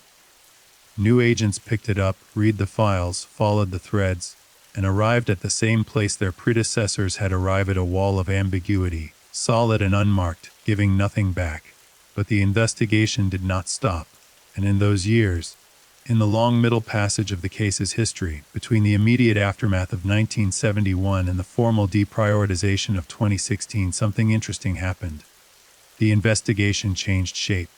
It became something more distributed, more democratic, more chaotic than a traditional FBI investigation. It spilled out of the Bureau's files and into the hands of journalists, private investigators, retired law enforcement officers, academics, amateur researchers, and ordinary citizens who had become captivated by the mystery and decided, with varying degrees of methodology and rigor, to try to solve it themselves. Some of these people were cranks. Some were sincere but misguided. Some were brilliant, and a handful of them, working from public records, from Freedom of Information Act requests, from interviews with surviving witnesses and retired investigators, from the kind of patient, obsessive attention to detail that official investigations sometimes cannot sustain, produced work that was genuinely impressive. Work that the FBI took seriously. Work that, in at least a few instances, generated leads that the Bureau followed up on directly.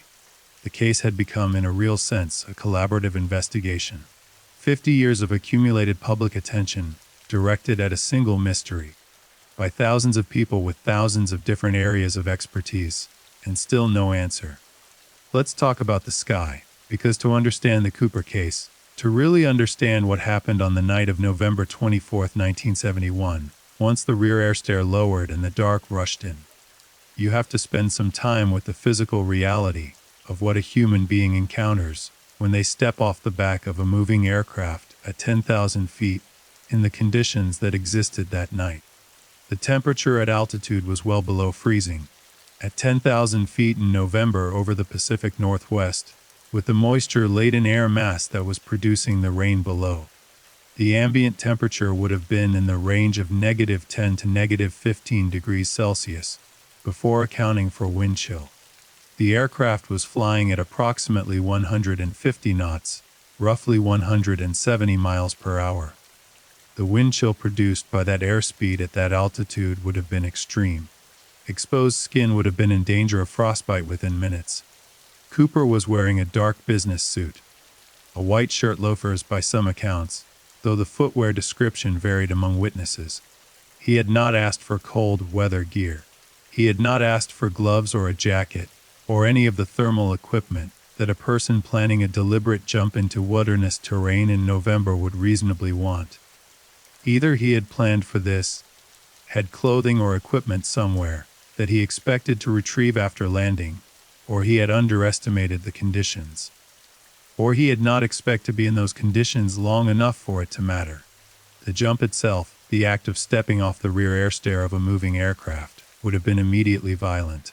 The prop wash from the 727's rear engines, combined with the aircraft's forward airspeed, would have created an unstable and physically punishing environment the moment he left the stairway. A trained parachutist in proper equipment manages this instability through body position and technique.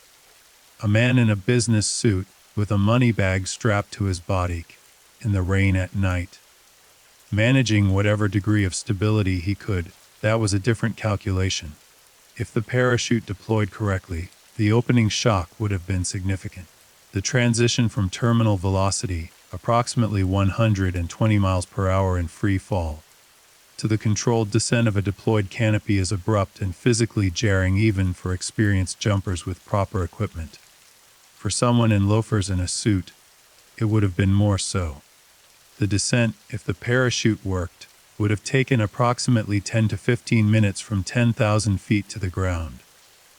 10 to 15 minutes in the dark and the cold and the rain, hanging under a canopy, unable to see the terrain below with any clarity, unable to identify landing zones, unable to precision toward anything safer than the black wilderness that was, presumably, coming up to meet him from below, and the landing. The trees of southwestern Washington are not forgiving terrain for parachute landings. They are tall, Douglas firs that reach heights of 200 feet and more, with dense canopies that can catch and hold a parachute while the person attached to it swings and drops with all the grace and survivability of a poorly aimed rock.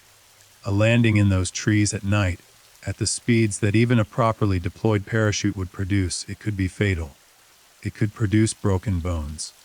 It could produce a landing that left a person alive but immobilized, far from any road or trail, in the dark and the cold, or, And this is the possibility that the believers had always held on to. He could have found a clearing, a meadow, a riverbank, a piece of open ground where the parachute could do its job and bring him down with something approaching safety. The terrain of southwestern Washington is not uniformly hostile. There are open areas. There are river valleys with sandy or graveled shores. There are places where a skilled or lucky parachutist could come down reasonably intact. The margin between those outcomes, between the clearing and the canopy of trees, between the landing that worked and the one that didn't, was the margin on which the entire case turned. The FBI's behavioral analysis of Cooper evolved considerably over the decades. In the early years, the profile was relatively simple: white male, middle-aged, aviation knowledge, parachute training, Pacific Northwest connection, working class or lower middle class background. These were the broad strokes, the rough outline of a person that the physical and testimonial evidence supported. But as the behavioral science unit at Quantico developed more sophisticated tools, as the study of criminal psychology advanced through the 1970s and 1980s and into the modern era, the Cooper profile became more nuanced and more specific. Analysts who revisited the case in the 1990s and 2000s brought new frameworks to the evidence and arrived at a more detailed picture. The man they described was someone who had experienced significant personal disruption in the period leading up to the hijacking. Not necessarily a crisis, not necessarily a breakdown or an acute emergency, but a sustained period of pressure, of accumulating weight of a life moving in a direction that he had decided, at some point, was unacceptable. The hijacking in this reading was not an impulsive act. It was the result of a decision made over time, a plan developed gradually, a crossing of a threshold that had been approached slowly and then crossed all at once. He was someone who had a complicated relationship with authority. Not necessarily hostile. His behavior toward the crew was respectful, not contemptuous, but fundamentally independent.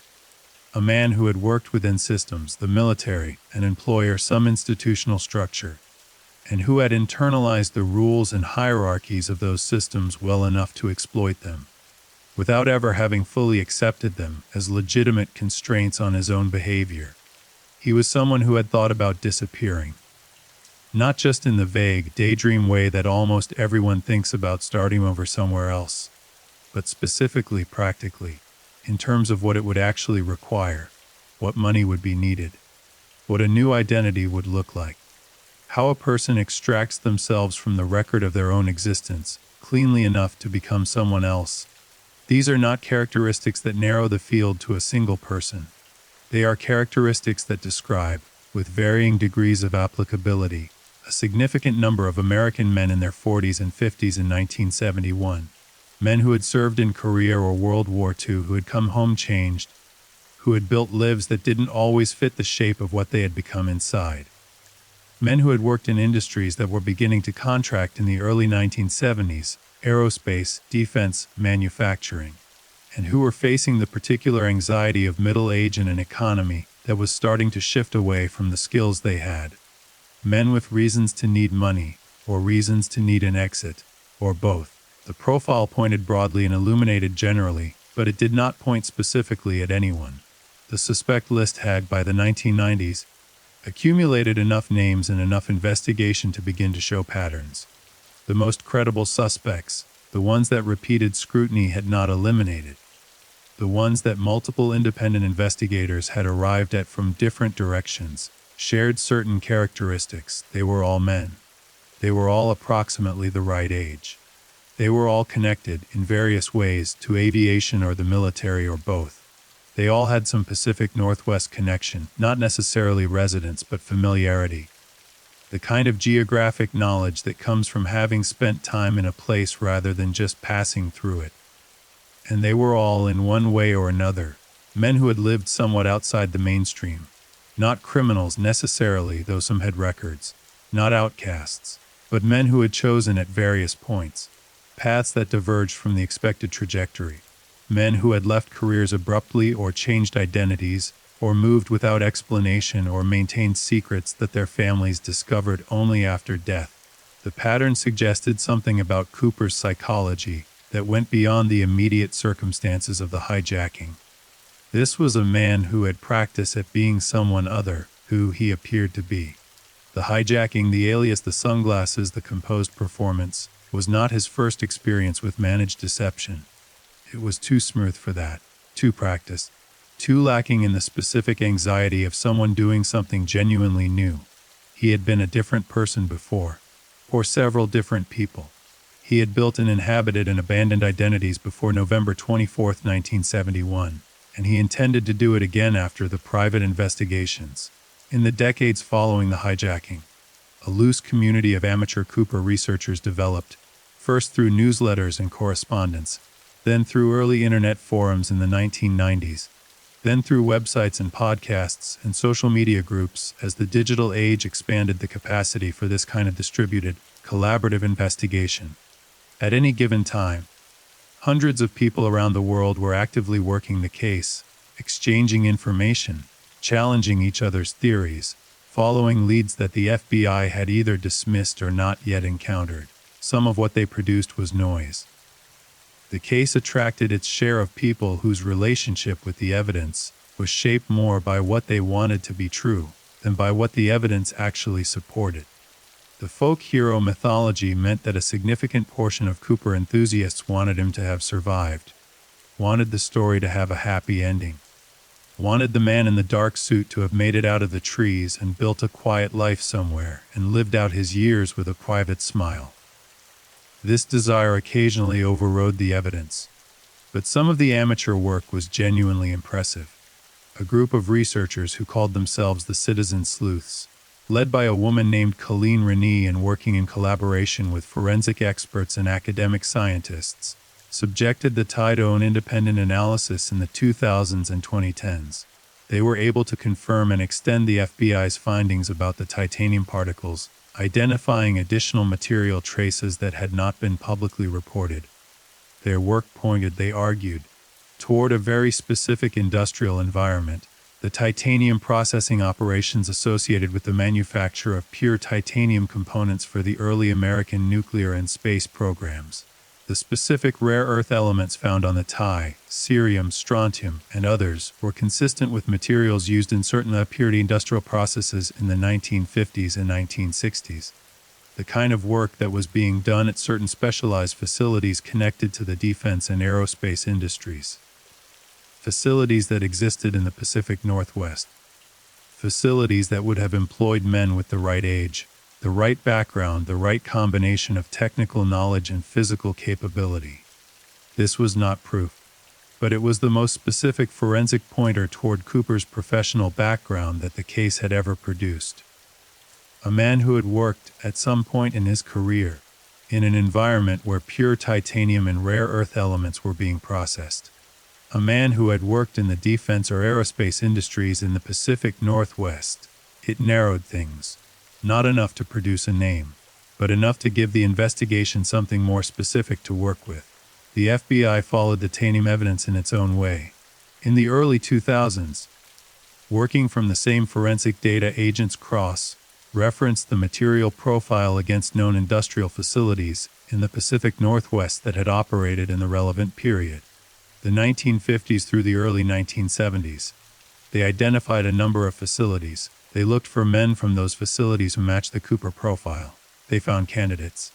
None of them led to a definitive identification, but the investigation into the titanium connection produced, as a side effect, a deepened understanding of the kind of work environment Cooper might have come from. The pure titanium industry in the Pacific Northwest in the 1960s was small and specific. The number of facilities was limited. The number of workers was not enormous. A man who had left titanium particles on his tie had been in one of a relatively manageable number of places. If the investigators could identify the exact facility, if the specific chemical signature of the particles could be matched to a specific production process at a specific plant, they would be able to narrow the list of potential Coopers to the workforce of a single industrial operation. That was still potentially hundreds of names, but it was hundreds rather than millions. The forensic effort to make that match, to identify the specific facility from the specific chemical signature, continued into the 2010s. Results were partial, tantalizing, never quite complete. The most significant development in the case's long middle period came not from forensics or behavioral analysis, but from a deathbed confession, or what may have been one. In 2008, a woman named Esther Ingram, no relation to Brian Ingram, the boy who found the money, contacted researchers working on the Cooper case with a story about her late husband. Her husband, a man named Walter Reika, had died in 2014, but before his death he had, she claimed, recorded a series of confessions audio recordings, made over an extended period of time, in which he described in detail how he had hijacked Northwest Orient Flight 305 on November 24, 1971. The recordings were turned over to a researcher named Carl Lauren, who had known Reika for years and who vouched for the authenticity of the material. Lauren spent years analyzing the recordings and verifying the details against the known facts of the case. The result was eventually made public and became the subject of significant attention in the Cooper research community. Reika's recorded confession was, by the account of those who analyzed it, remarkably detailed. He described elements of the hijacking that had not been publicly disclosed, details that, his advocates argued, he could only have known if he had been there. He described his parachute landing in a rural area north of the original search zone, which was consistent with the Tina Bar money and the revised flight path analysis. He described walking out of the landing area, meeting a contact, being transported to safety. He described spending the money slowly, carefully over decades, in ways that were consistent with the absence of the bills from circulation. He had worked as a paratrooper. He had extensive parachute training. He had Pacific Northwest connections. He was approximately the right age. His physical description, in photographs from the relevant period, was not inconsistent with the composite sketches, though it was not a strong match either. The FBI reviewed the Reika material. Their official response was measured and non-committal. They acknowledged receiving the information and indicated they would review it as part of the ongoing investigation. They did not publicly confirm or deny that Reika was a credible suspect. They did not publicly exclude him. The Cooper research community was divided. Some found the level of detail in the recordings compelling, the kind of specificity that is difficult to fake, that suggests real knowledge of a real event. Others were skeptical, pointing out that a significant amount of information about the hijacking was publicly available by the time Reika made his recordings, and that a person familiar with the case could have constructed a detailed false confession from public sources. Walter Reika remains, in the language of this case, unresolved. The FBI's formal announcement in July 2016 that it was suspending active investigation of the Cooper case was received with a complex mixture of emotions by the people who had devoted themselves to it. The official statement was carefully worded. The Bureau made clear that the case was not closed, it remained technically open, and the FBI indicated it would review any credible new evidence that came to light. But after 45 years of active investigation, the Bureau had made the practical decision to redirect the resources that had been devoted to the Cooper case toward other priorities. The case had consumed an enormous amount of investigative time and money. It had produced no prosecution. It had produced no definitive identification, and the Bureau had, in its judgment, exhausted the leads most likely to produce a result. The decision was defensible. It was also painful for the investigators who had spent years or decades on the case and who believed, some of them firmly, some of them with more qualified conviction, that the answer was still out there, that the right piece of evidence, the right witness, the right forensic test applied to the right sample, would eventually produce the name that the case had always been missing. The veteran Cooper investigators who had built their careers around the case did not, by and large, accept the suspension as a final answer. They continued working. They continued following leads. They continued publishing their findings and arguing their theories and pushing at the edges of what was known. The amateur research community did the same. The case moved from active to vigilant. Watched, maintained, kept alive by the particular passion of the people who cared about it too much to let it go. There is a document in the FBI's Cooper case file, released through the Freedom of Information Act and pored over by researchers for years, that has become something of a touchstone for the investigation. It is a memo from an unnamed agent, written in the mid-1970s, that attempts to summarize the state of the investigation at that point and identify the most productive directions for future inquiry. The memo is careful and measured. It acknowledges what is known and what is not. It identifies the strongest leads and the most significant gaps. And toward the end, in a passage that has been quoted and requoted in the Cooper literature, the agent writes something that captures the essential quality of the case with a precision that is almost literary. He writes, and I'm paraphrasing here rather than quoting directly, that the investigation's central difficulty is not a shortage of information but a surplus of it. That the case has generated so much material, so many leads, so many theories and witnesses and suspects and pieces of evidence, that the actual truth of what happened is somewhere inside all of that material, buried under the weight of everything that is not true. The challenge is not to find more information. The challenge is to eliminate the false and leave behind only what is real. It is a description that could apply to many complex investigations. But it applies to the Cooper case with particular force, because the Cooper case has never suffered from a lack of attention or a lack of information. It has suffered from the opposite, from an excess of both, layered over a core of genuine mystery that resists the reductive logic that solves other cases. The core is thin. The cigarette butts, the partial prints, the money. 4 witnesses and their imperfect, stress-shaped memories. The flight path and its margins of error. The search area and its unanswered silences. Everything else, the hundreds of suspects, the thousands of leads, the decades of investigation and speculation and research, is the attempt to compensate for that thinness. To build something solid out of fragments, to find, in the accumulated weight of everything that is known, the specific shape of one specific man. The passage of time worked against the investigation in the obvious ways. Witnesses aged. Memories faded. People who might have known something, who might have been in a position to connect a name to the man in seat 18C, died without speaking. Physical evidence deteriorated. The forest reclaimed whatever it had taken in November 1971. The river continued its work. But time worked for the investigation in less obvious ways too. Forensic technology advanced. DNA analysis, which did not exist as a practical investigative tool in 1971, became increasingly sophisticated. The FBI's genetic material from the tie and the cigarette butts, imperfect, degraded, complicated by contamination issues, could be subjected to tests that would have been impossible in the early years of the investigation. The results were partial but not nothing. A partial genetic profile was developed from the available material. It was not complete enough to produce a cold case DNA match through standard databases.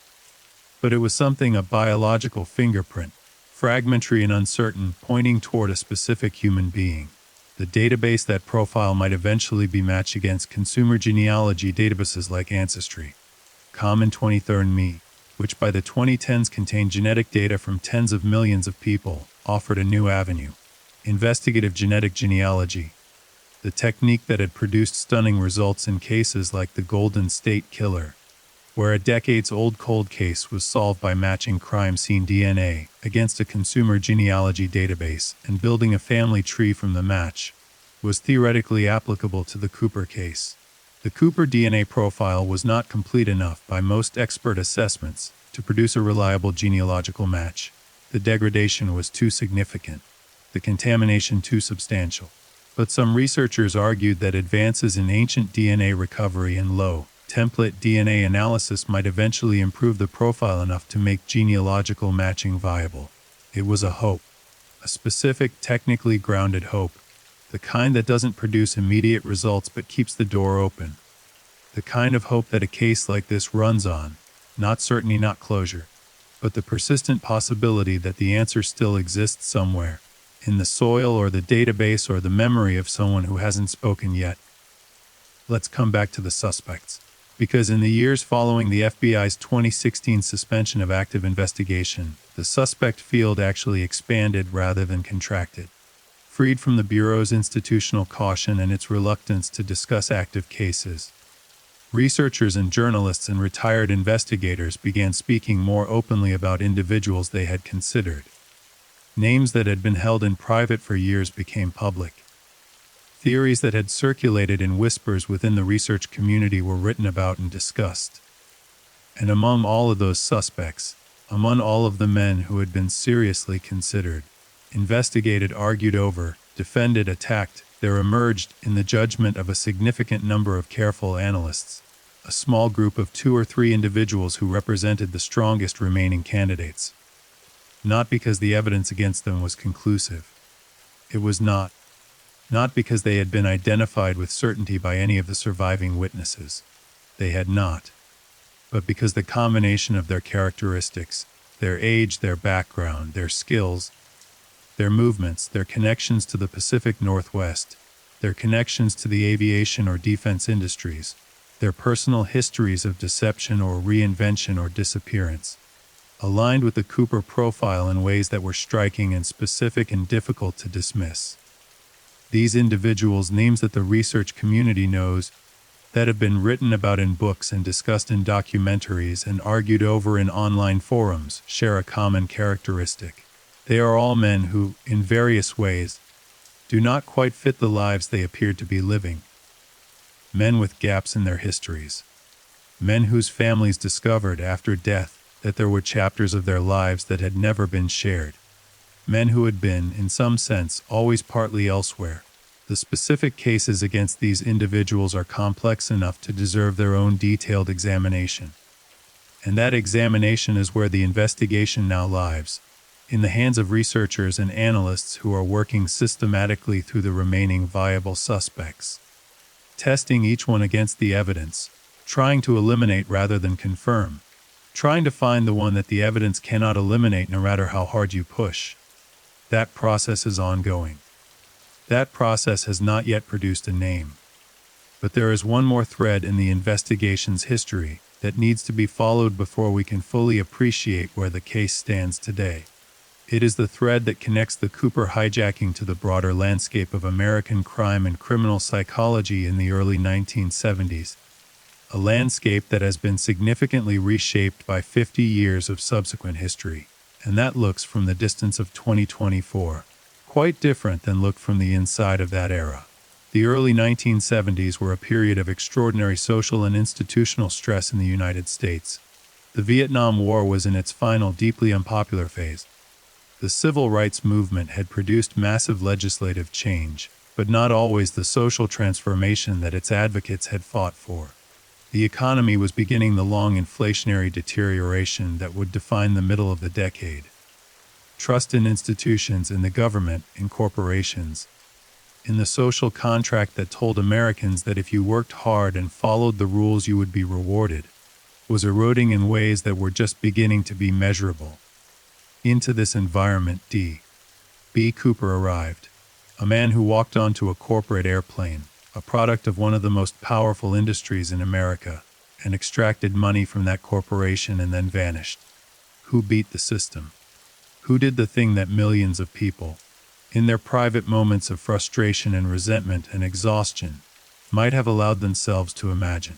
The folk hero mythology that attached itself to Cooper so immediately, so completely, was not accidental. It was a cultural symptom. He became a hero because the culture needed a hero of that specific type, someone who had taken something from the powerful and then disappeared, who had not been caught and punished and displayed as a warning, who had simply gotten away. Whether he actually got away, whether he survived and spent his stolen money and lived quietly somewhere under a name the world didn't know, was almost irrelevant to the mythology. The mythology did not require proof. It required the possibility, and the case, by its nature, by its fundamental unresolvability, preserved the possibility perfectly. The legend of D.B. Cooper is, in the end, a story about what Americans wanted to believe in 1971, and what they have continued to want to believe in every year since. That it is possible to escape. That the system can be outfoxed. That one person alone, with sufficient nerve and sufficient planning, can walk off the edge of the ordinary world and into something else. Whether that belief is true, whether Cooper actually escaped, or whether he fell into the dark forest and was claimed by the river and the soil, is the question that the evidence cannot answer. And so the legend persists, and the investigation continues. The case, as the 1990s arrived, had developed a strange dual existence. On one level, it was a federal investigation, active, maintained, resourced, staffed by professional agents who approached it with the methodical seriousness that the FBI brought to all its major cases.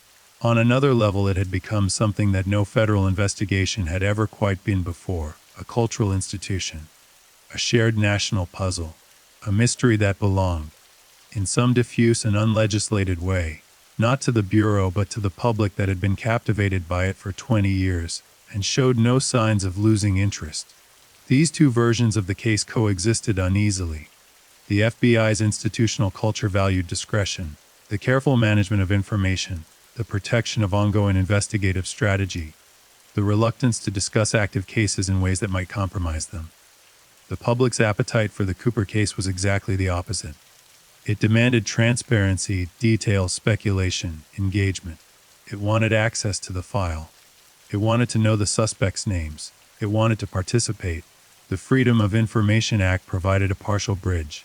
Beginning in the 1970s and continuing in waves through subsequent decades, researchers and journalists filed FOI requests for Cooper case documents and received, in response, thousands of pages of heavily redacted but genuinely informative material. The released documents were studied by researchers with the intensity that scholars bring to primary sources. Every redacted name noted, every marginal notation analyzed, every discrepancy between released versions cataloged and debated, and through all of that accumulated public attention, the actual investigation continued, quietly, carefully, with the particular patience of investigators who understood that some answers arrive only when they are ready. The FBI formally suspended active investigation in July 2016. 45 years, the longest continuously active case in the Bureau's history. The file ran to tens of thousands of pages, the suspect list numbered in the hundreds, and at the end of all of it, the same wall.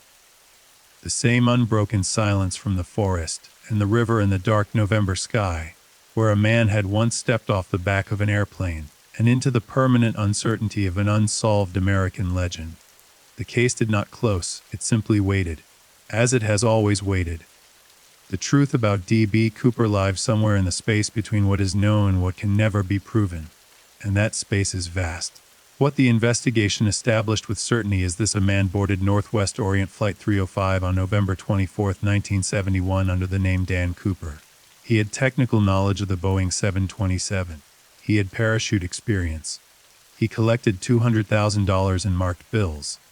He lowered the rear air stair of a moving aircraft at 10,000 feet above the Pacific Northwest. And he stepped off into the dark. Everything else, the identity, the fate, the motive, the outcome, remains open.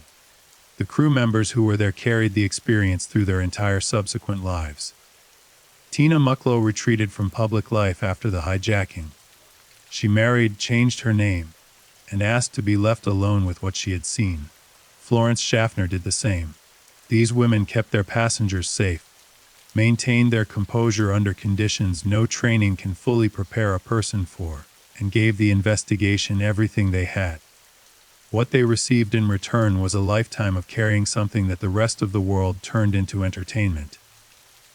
That is worth remembering when the mythology gets too comfortable. The money, $194,000 unaccounted for, never spent, never circulated, sits somewhere. In the soil, in the river, in a hole, and waiting for a man who is never coming back. 200,000 reasons to return. And no one ever did. The FBI file remains the longest continuously active criminal investigation in the Bureau's history. The tie sits in an evidence locker. The partial fingerprints remain unmatched. The DNA profile waits for a technology or a database that might finally give it somewhere to land. The forest does not speak. The river does not answer. The dark November sky above the Pacific Northwest keeps what it was given. Somewhere inside all of that is a man. A real man with a real name, who made a real decision on a cold evening in 1971, and then disappeared so completely that 50 years of effort has not been enough to find him. Maybe it never will be. Thank you for listening. If you enjoyed tonight's case, leave a comment and subscribe. Good night, and stay safe.